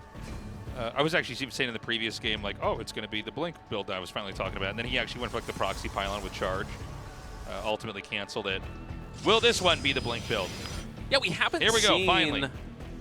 a lot of really standard play from herO so far in this series. Nothing he's done has really been out there. Now, there's been a lot of Phoenix play, but it's nothing that's super typical of modern PvT, which is kind of what I was preparing myself to be casting here today if we had herO go into the Grand Finals versus either Cure or Maru. And I'm surprised at how well it's played. And even though the score is 2-2 right now, I think it was absolutely worth going for these strategies as herO, because now Cure is kind of Cure kind of has to anticipate everything that herO can do. You know, you're not just blindly playing against something that you're expecting to be blink and likely will be blink. There's an added risk here, at least mentally for Cure, when you go for a drop like this one, because you don't know whether herO is going to be having Phoenixes behind this or not. Nevertheless, Cure is still going to be committing into the drop here in the natural expansion. 1 Cyclone and 4 Marines. Let's see what kind of damage it can find. Nothing so far. So he's going to have, this is basically a setup to have a really abrupt push. Yeah. I mean, this is kind of, you know, you're almost trying to sucker punch the Protoss here. This is a cool way to do it, because you go in with those 4 Marines in the Cyclone, and it looks like it's just a harassment play. Right. But there's this huge army parked outside of herO's natural expansion and his 3rd base. Now the question is the Observer going to fly over it? Because I think seeing this is big. Because now you know, okay, he's going to put the 4 Stalkers here underneath to catch anything that's going to come in. Oh my God! Oh, herO going for the Siege Tank. Not able to get the Cyclone either. Well, there was an SCV or 2 with this army. We'll be able to repair these expensive mech units. Instead, for now, herO just trying to shave off as much value as possible with the Stalkers before blinking back away. Yeah, the Stalkers are just hitting Reaper. It's probably the lowest value thing. He's going to back up. He's trying to stay in between this. And again, oh, he's going to take out the tank. He blinks away. There is an Immortal out. He is not, well, I guess the ground troops are going to be hitting the Nexus. Oh, herO's going for it. Big blink forward, able to snipe down the Siege Tank, and then the Vikings. Medevac low on HP as well, going to be limiting the dropship micro here for Cure. So Cure's just going to have to try and trade out these Marines for whatever value he can find. herO able to deal with the first push. Yeah, that was really good. Cure in a much weaker position here. Let's remember there were no workers killed back there. It was basically traded out for Stalkers. No high value units like Immortals. Warp. Was there an Observer killed? I don't think so. Could have been. Yeah, I'm not sure. I don't think he had an Observer in the tab, so it must have been killed because he had one before. He doesn't have one now. But I mean, the point is, like, you're fine. The Nexus wasn't killed. Workers weren't killed. He can now blink into the main here, and he can actually go for stim. Oh, it's so nasty. Oh, the Stalker's even just body blocking the SCVs from getting on top of this. And Cure is still out of position. This is a lot of economic damage being done. herO might just blink it to the back and recall. Would you try to go to the natural expansion here? Oh, is he gonna get a Siege Tank? Yeah, he's gonna get. He's just gonna run through here. It's crazy how much more damage you can do with this. He is gonna kill off at least one more there. Now, again, Stim being gone makes you that much weaker. I don't know what the game plan is for Terran. I do feel like a lot of these builds, if you don't get Stim when you need to get it, like the build is on some level kind of ruined. You can try to make it work, but like this is pretty bad. Yeah, the silver lining for Cure is that at least Stim wasn't closer to being done. It was still pretty early on in the researching stage, so it's not too much of a setback here for Terran, but obviously it still sucks to lose that tech lab. I think this is a moment where Cure would have loved to be already active on the map.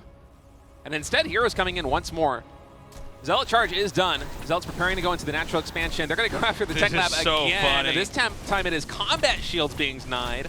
Yeah, he can't recall that back yet. He might. I mean, this is getting worse and worse, honestly. Oh. Yeah, these are all going to finish here, too. Oh, my God. I think Cure's almost done. I mean, this is just brutal. This is, by the way, 4th base being taken here. Oh, man, herO now pushing into where the 3rd base would be. The Siege Tanks cannot unsiege in time. They are both taken out. Cure's army distracted, trying to deal with the Zealots to the main base. Forces him to lose that forward position. And now we have a nearly 4-base Protoss going up against a 2-base Terran, whose army just keeps getting reset. Stim is done now. Combat shields not even being researched. Third command center is finished. It's only just now morphing into an orbital, though. It's not at the 3rd base yet. Everything is going hero's way. I mean, this looks so dire right now. The 3rd CC is going to come out. And the problem right now is I think that Protoss has like such an overwhelming amount. There's not it's not a matter of micro or like tactics, or I think you can basically just like trample him as that 3rd base lands here. And you know, most of these games we expect Terran to be pushing across the map, and we're going to see if Protoss barely stops it. I don't think this is one of those games anymore. I think this game's been turned upside down. And this base specifically on this map really is kind of when you think of this style that is so common now with Protoss, it's these bases get taken. These bases are not only obviously resources you can gather from, locations with the resources you can gather from, but you can use them as counterattack points. You basically take the mirror to other side of the map base for that too. Yeah, and Terran never gets to be on the map. Yeah, exactly. Yeah, the high yield gas obviously very important too. And this is an orbital, by the way, no planetary. Not that that would even really make sense either, but just to show you how brittle the position could be here for Terran. And scans come through for Kier. This is the main base of Hero. Doesn't know yet about the Dark Shrine, although there are a lot of missed turrets set up for Kier already here on the front lines. I think the DT is likely to be a drop play in the main base if we are going to be seeing them at all, or perhaps a tool to deal with any sort of dropship play that Kier tries. And Kier is going to try and just hold on the 3 bases that he's got. I think the only winning option here for Kier is to try and survive and play for an end game. But herO has such a significant lead that I think he might just be able to muscle through this position. Still, it's going to be tough with these siege tanks and liberators. He's going to go in again, and there's just going to be an explosion of zealots over here in the main. And there really isn't that much here in the main. There's like 2 tanks. The Warp Prism is not going to commit, though. He's not going to do a mass warping round. He is going to be chased back up into the main. And he's going to go for it. Now, I will say, Kier's got a better looking defensive setup here, but is this going to be enough? There's so many tanks. It seems like a lot of the Stalkers kind of went for the Liberators, and then surprise, surprise, there's all these tanks underneath. Okay, you know what? Maybe herO actually made a pretty big mistake there.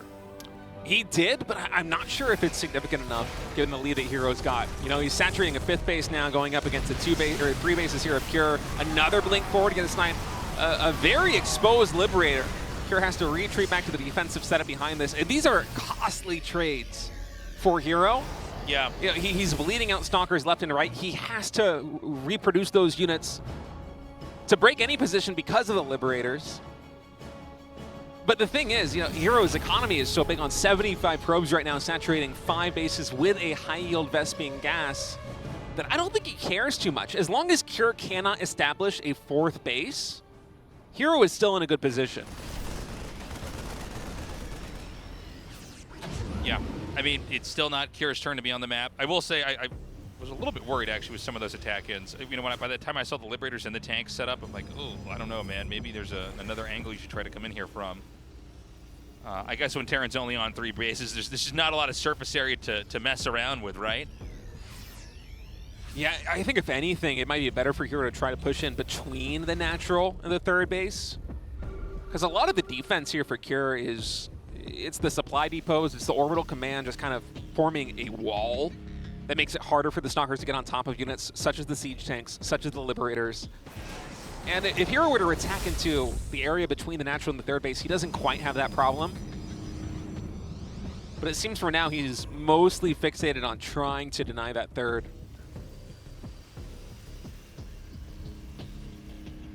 Oh my god, the game has gotten so quiet now. It's just Protoss continuing to expand. And this is, you know, look, we've seen Kier survive these kind of games. He maxes out, he goes hard into Marauders. He's going to have 3-3 eventually. And you kind of just push through the entire map and go right into Protoss's infrastructure. 3 Nexuses started. Wow. Jesus. Triple expand here for herO, just taking the entire top side of the map. And it makes sense. I mean, he is fully maxed out. You might as well spend the extra resources. By the way, a 4th Nexus getting started. So it's a quadruple expand here for herO. He's going to have optimal mineral saturation at a lot of these bases. And Kira is just trying to secure a 4th base now. I will say that if Kira is able to take the 4th base, these trades have already been so cost effective that he's going to have a lifeline for at least the next 5 or 6 minutes, you know? You don't have to think about taking a 5th base super quickly here as Kira. You just want to trade cost effectively. Oh, but it's an orbital command, though. I'm surprised this is an orbital. I would have expected Kira to try and build a planetary fortress here instead. It's not the orbital from the main natural. That's what I was third. just about to say. I was like, is it the orbital from the main? I looked down and went, no, that's still there. All right, herO attacking in, but that is a hard area to push into. It's a lot of DTs trying to find some damage here. They do have Blink already researched. They're going to be splitting up, trying to damage the infrastructure here of Kira and perhaps the income. I like how they're going after missile turrets. It's a very smart move by herO. Yeah, I mean, you're basically going to try to separate these everywhere and just cause a headache. And meanwhile, you're going to wind up for a huge attack over here at this 4th base. By the way, there's so many more Nexuses out here now. It's insane. He's actually just going to target down the orbital. Yeah, Liberators were not sieged up to defend against this. You can see the Stalkers, whenever they try and get into Liberation zones to trade out, it is not cost effective there for herO. So a little bit of a misstep there by Kira, not having the Liberators in a better position to absorb that blow. 16 workers killed there. Now, you can see the coffers fill up here in minerals and gas for herO. And this is where it gets scary because you could basically throw your whole army into this and then remake it, kind of like we would see most Zergs do in these like endgame scenarios. So you trade out, right? You're even, but I'm also on 3K minerals. I can make that many more Zealots again. 16 gateways for herO right now. He's warping in Zealots a dozen at a time with 4 Stalkers on top of that. The production capabilities for herO are just insane. 3-3 upgrades done already. I'm sure shield upgrades are going to be started soon. +1 is already done in that regard. And Kira's going to pivot and try and take the central base as his 4th instead. Kira actually stemming forward, trying to take the fight to Protoss. But this is a much wider angle to try and defend. I'm not sure how this is going to go. Oh my god, he's going to come in with 2 warp prisms here. And this is where I think the main right now is going to get carved up. Where's the warp in? Here it is. Oh, it's GTs. Those could blink on top of the army or try and blink and take out missile turrets instead. The planetary fortress is exposed. That will get sniped. And I mean, it's just been so brutal here. He's going to have another little outpost here to do a couple more warp-ins. He's going to send the DT down there. I mean, you know, Kira has very little to work with in a small corner of the map, and you can see there's just, it's so hard to keep track of all these DTs, these warp-ins, then these big pokes in from the side. A big Zealot warp-in happens over here again. Obviously, these can easily trade out a little bit here for some of these infantry. Oh, another engagement taking place in the center. Looks like a lot of Vikings get sniped. Colossi now uncontested. There are no Vikings on the map. Only 1 Liberator remaining, 118 Zealots traded out. And you can look at the cost efficiency. It's plus 5,000 resources in the advantage of Kira, which is frankly less than I expected. 25K lost here for herO to the 18K of Kira. It felt like herO was bleeding off a lot more than that, but I think these last couple of trades have gone very well for herO. I mean, we're running out of map for Protoss to own here. Maybe the bottom left, 1 extra base over there he could take. I'm sure he'll take it soon, Tasteless. Yeah, I think that's going to happen. And by the way, you can see the minerals. He's barely making money right now, Kira is. He is almost to the end of this game.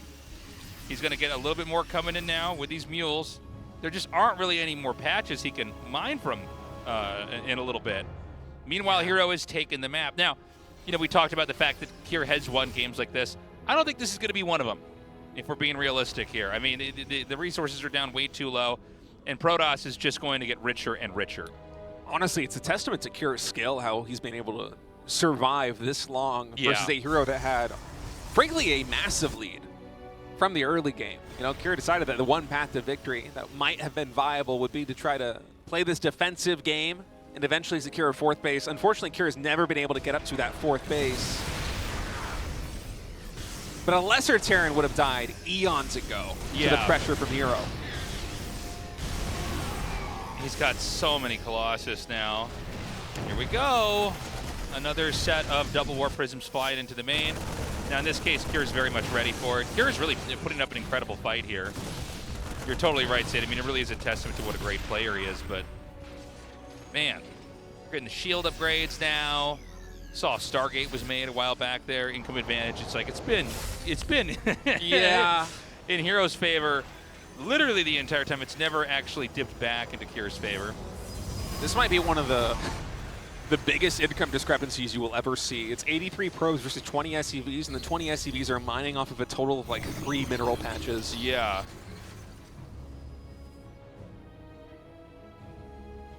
I'm so curious how many gateways herO has right now. It's got to be like 24 or some ludicrous number.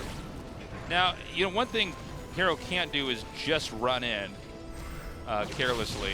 That would be the only way to create an opening here. And the reason why herO's being a little bit careful right now, even though it feels like he should just be able to push over Kier, is because there isn't much of a gas bank to remax with. Right, it's all minerals, which some of that can be fine. Yeah, you don't want to lose all these Colossi and all the Stalkers. Ideally, as herO, you're trading out Zealots for everything else. And then you recharge with Zealots and you go in once more. All right, blink forward by herO. He's trying to push into this position. Kier has a massive arc, though. And the bio stimming forward should be able to just topple this Protoss army. herO is on the run. 2 Colossi get started. Colossi trying to stutter step micro, trying to find as much damage as they possibly can. I mean, you can see the power of Kier's composition, but the economy from herO is absolutely massive. You know, a couple of production cycles out of the 20+ gateways that herO has got, and he should be able to close this up. Yeah, now here's the thing. It looks kind of crazy, right? Like Terran's kind of fighting back, but again, it's like every mineral can go right back into Zealots. Look, Zealots aren't the best at trading, but you know, for 100 minerals, I think you're happy to keep swiping at, you know, the few remnants of what Terran has left over. And of course, counterattacks are always a possibility here. I mean, one of the problems for Terran is, let's say that you unleash this whole army onto the map. Well, they're gonna have to go through so much before they ever actually shut everything down. Meanwhile, you could just send stuff back here. This is one Warpin, by the way. That is one Warpin of Zealots. This might be the most warp gates we've ever had in a GSL game. I think it very well could be. All the workers are going to die here. I mean, Kier putting up a hell of a fight right now. Still ahead in army supply, by the way. He's able to clean up these Colossi on the top right side of the map. The problem is there is a swarm of Zealots every which way.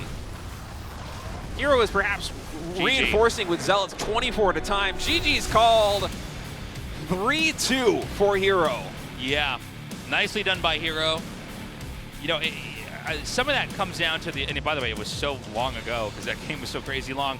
Remember the push that Kier did? Very early, kind of an ambush he tried to set up. Well, herO shut it down. And from there, herO played a really clean game. Kind of controlled the map, continued to expand out.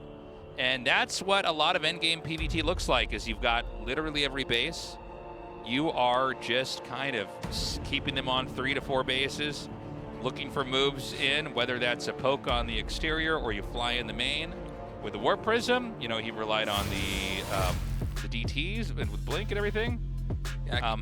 Yeah, Kier played that so well that I think if he had a better early and mid game, he absolutely could have won for that position. I think you so. know, it's just the first push getting denied that hard by herO, and then the subsequent Blinkins that sniped SCVs, that took out combat shields, that took out stim. It was just a little bit too much damage for Kier, and now it is match point as we get ready to move on to map number 6, Tourmaline. Will this be the map where herO claims his second GSL Code S trophy in a row, or will Kier force a Game 7? GSL Season 2.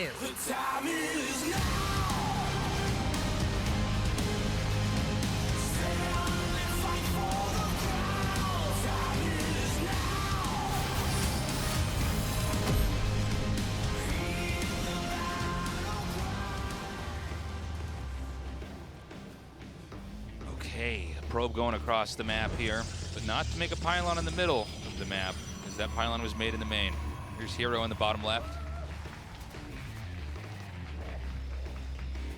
Here up here, he's got to win this game and the next. or he is out. And you know, this would be, in some ways, kind of tragic because this is so much of what we know of Cure is that he's so good, but he's never, well, not never, but almost always not crossing the finish line.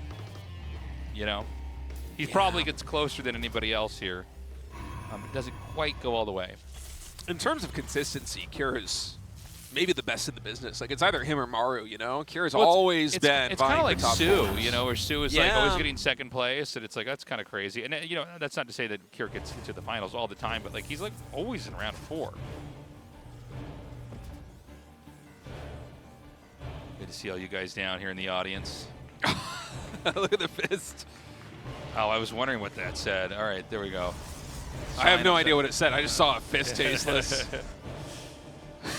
I'm sure it was very clever, whatever it was. Okay.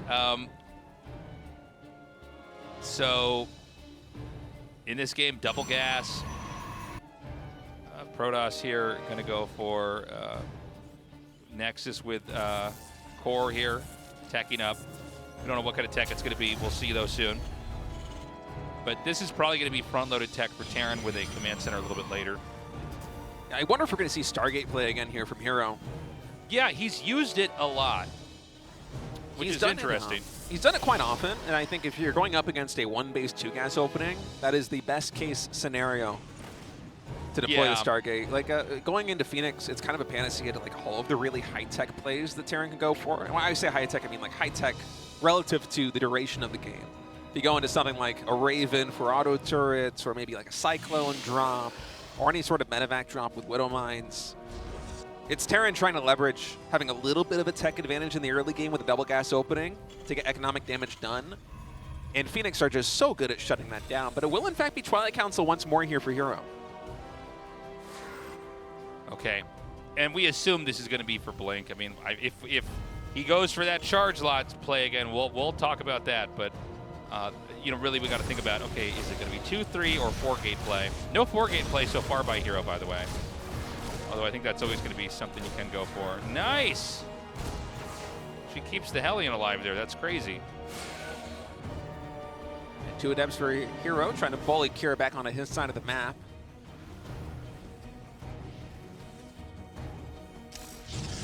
Succeeding in taking map control from the Terran player for now.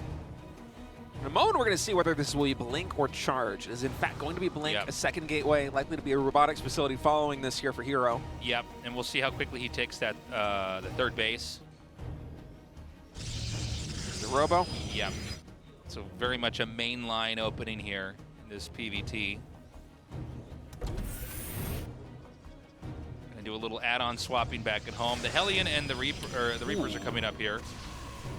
Just one Stalker, but he doesn't opt to run by. Bit of an interesting quirk in this game is herO going for 3 Adepts early on, and it's going to be a 4-gate Blink follow-up.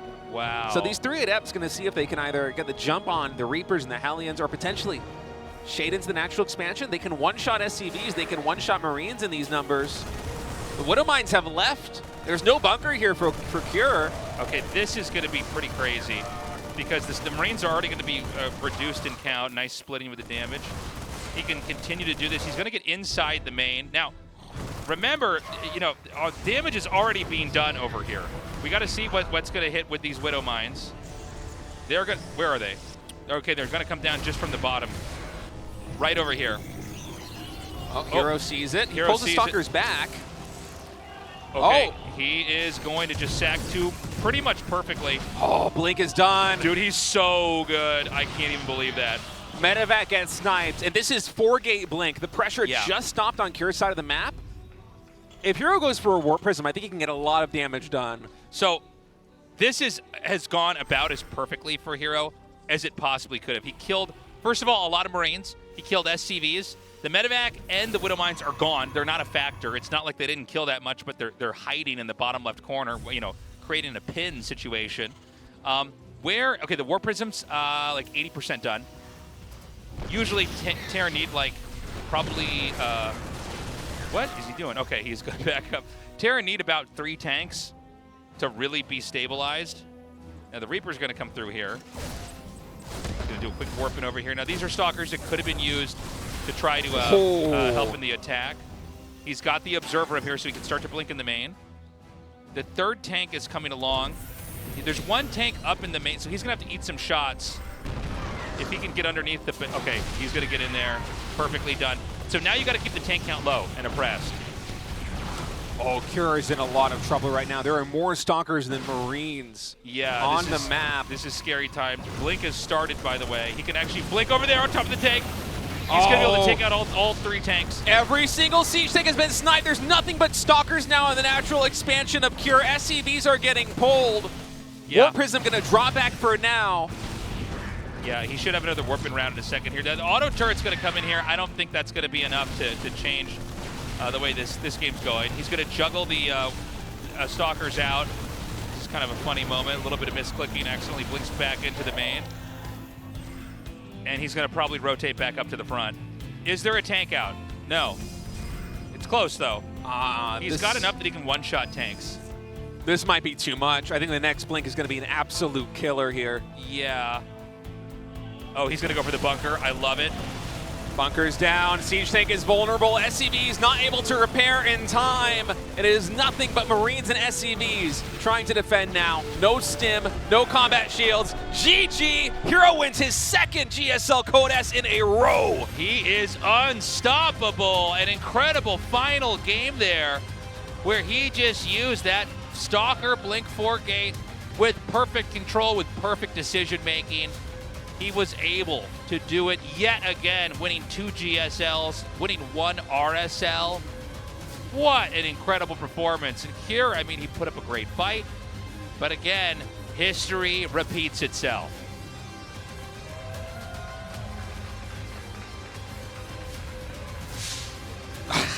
Scared me too.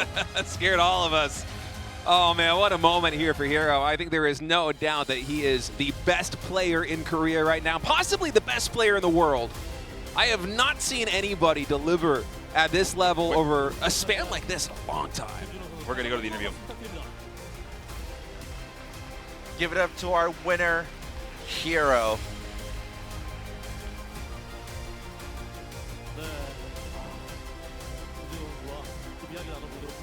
Let's talk with our winner herO here. You had made the same result 3 weeks ago, and you're unstoppable, and you were kind of public enemy in a good way. So you had a lot of difficulties coming here, but you finally came and you finally won it. So how do you feel? Well, coming through here, actually, I kind of felt that my fire is a little, my fire is kind of a little lighting off. But that being said, I mean, going through a lot of tournaments, even though I was a little tired, a little hectic, I feel myself a little fatigued. I could try to overcome it as much as possible, and I think I will work well. So, in a game by game, you had your mindset come up here, and I could see that you're gonna block everything that Cure tries. You're gonna just stick to your game, that you're gonna defend the whole thing. So how do you play this game? What's your mind on the game? So yeah, I mean, every time Cure tried something unorthodox, Cure, it was hard to defend. So this time I came prepared, and that's why I think 잘생겼다 이인호 아닌가요? 예, 굳이 안 읽으려고 했는데 감사드립니다. 이 부분에 대한 코멘트 좀 부탁드릴게요. 이 정도로 Yeah, I think that went well. 정말 쟁쟁한 선수들과 어깨를 나란히 하고 있는 김준호 선수에 대한 샤라웃을 좀 해주고 계시거든요. 한 말씀 부탁드리겠습니다. Yeah, people are getting a shout out to herO here. 보트라고 불리는 선수들과 이렇게 빗대어서 말씀해 주시면 And with I think there's a lot of compares with a lot of greats, and your name is in on it. So how do you feel about that? 네, 말씀하시죠. 왜요? Yeah, I mean, 아성을 어떻게? yeah, I mean, it is a grateful thing. 페이커, 박서, 이묘한 아성을 어떻게? 비슷하게 I mean, 끌어갈 수 있도록 you're kind of compared to Faker, Boxer, which is in your team, by the way. 네, 참 김준호 선수가 이렇게 보면 Yeah, it is humbling. I mean, it is very humbling that I don't think I am that level, but yeah, I'm trying to be there. 오늘 그리고 앞서서 저희가 결승에 앞서서 인터뷰를 했을 때 T1 So before the match, when I went in interview, 이후에 가져가겠다라고 말씀하셨잖아요. you said that you're gonna shout out your team after you win. So 저번에 말씀 못 드려서 정말 죄송했었고 I think you made that.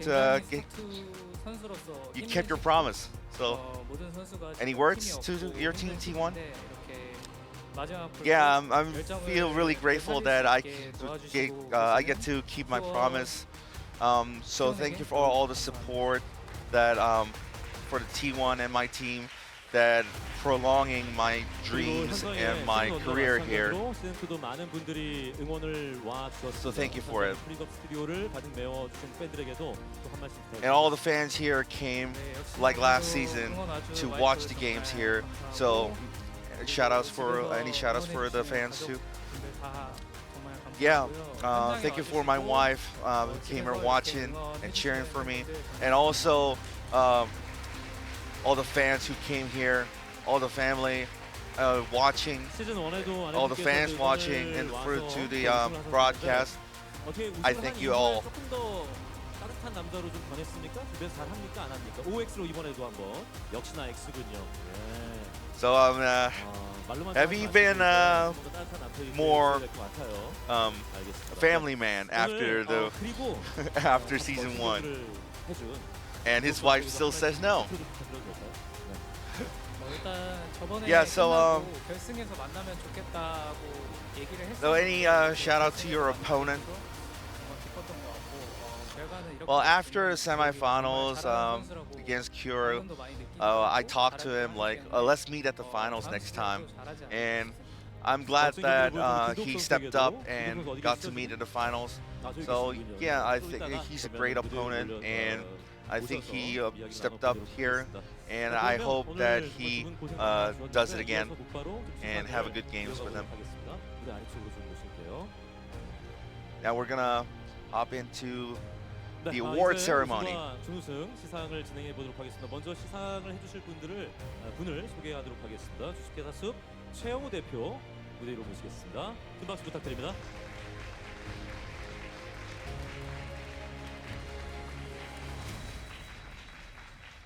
네, 사실 뭐 최영우 대표께서는 e스포츠와 굉장히 인연이 깊으신 분이죠. e스포츠. Now we're gonna have a CEO of SOOP, Hyung Choi here. Now he's actually very deep into StarCraft history. Actually, he was here when he was in the foundation of We Made Fox. Actually, herO was on that team. Well, any thoughts here?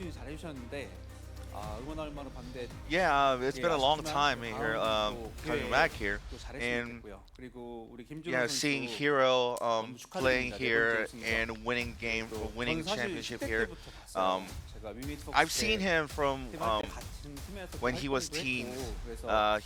Yeah, he was in my team. We made Fox, and I was also watching him grow. And yeah, it's been really good to see him growing and winning the herO. And so shout out to him, his wife, and also his current team, T1 as well. GSL S2 준우승 김도욱 선수입니다. Now we're gonna award the runner-up, herO. 정말 최고의 결승전을 만들어준 김도욱 선수였습니다. 또 오랜만에 우승에 도전을 했는데 우승까지는 가지 못했습니다만 He was a little short 있을 거고요. in towards championship, but 되지 않았나 싶습니다. 2,000달러의 상금과 You made a great games in the finals here. 5, 225가 부상으로 주어집니다. 다시 한번 뜨거운 박수 Gonna have $2,000 네, 가운데에서 and 225i CPU 수고 많으셨습니다. as an award. 기념 촬영도 이어지고 있는 모습이고요. 네. 자, 이어서 우승에 대한 시상을 곧바로 이어가 보도록 하겠습니다. And for the winner, 2026 GSL 시즌2 대망의 2026 GSL Season 2 champion. 2연속 우승과 Its fourth title and second consecutive title. 우승 기록을 또 한 번 And 경신했습니다. he has a new record. 김준호 선수입니다. He set a new record for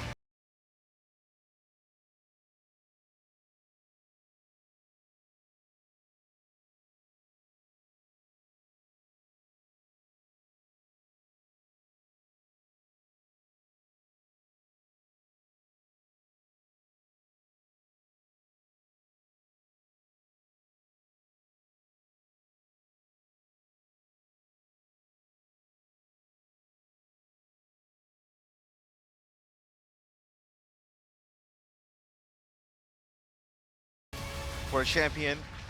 He's going to be awarded U7270K 네, CPU. 시상을 도와주신 최영호 대표께 다시 한 번 더 뜨거운 박수 부탁드릴게요.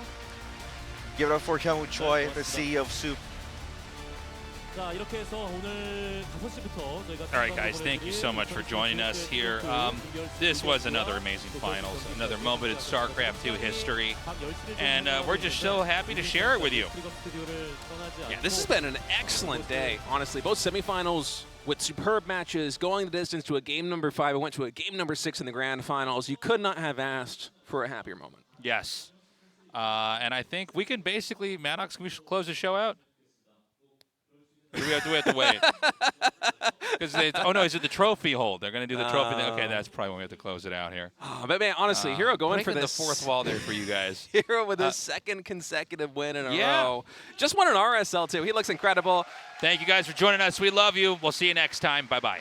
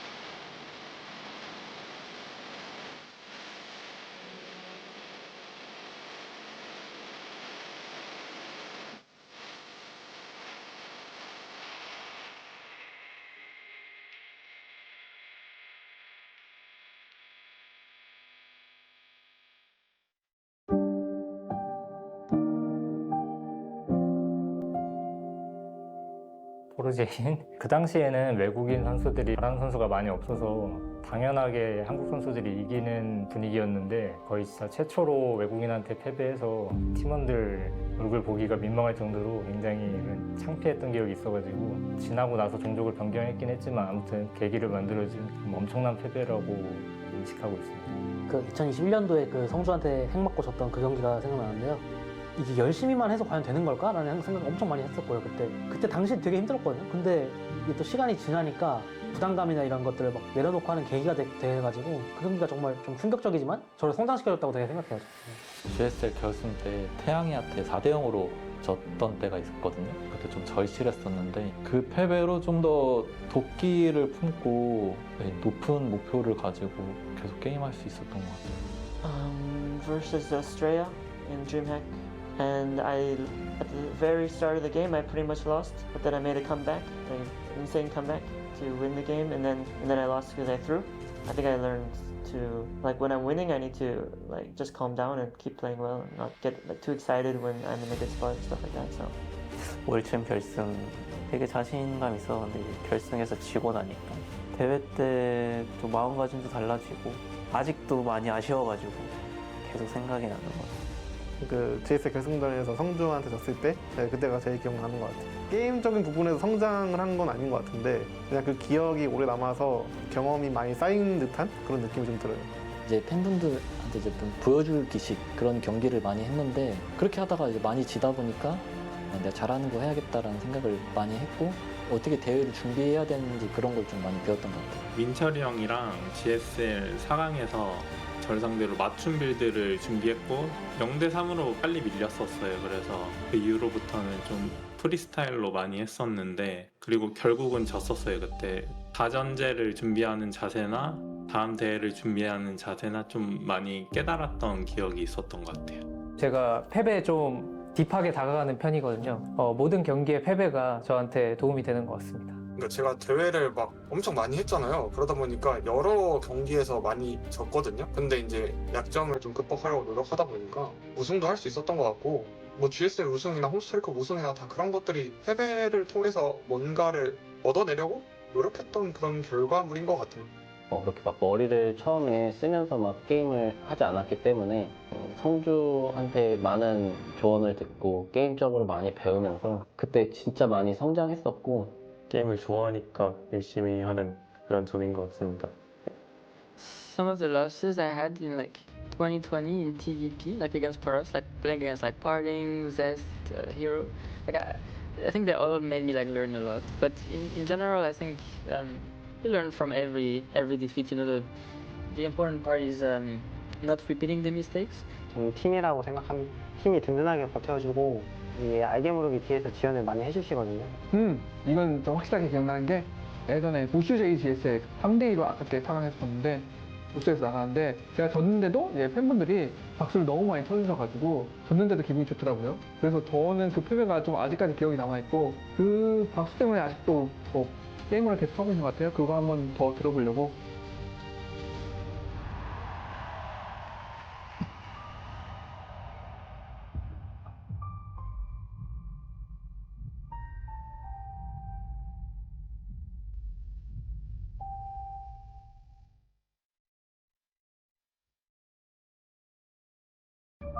Incoming transmission.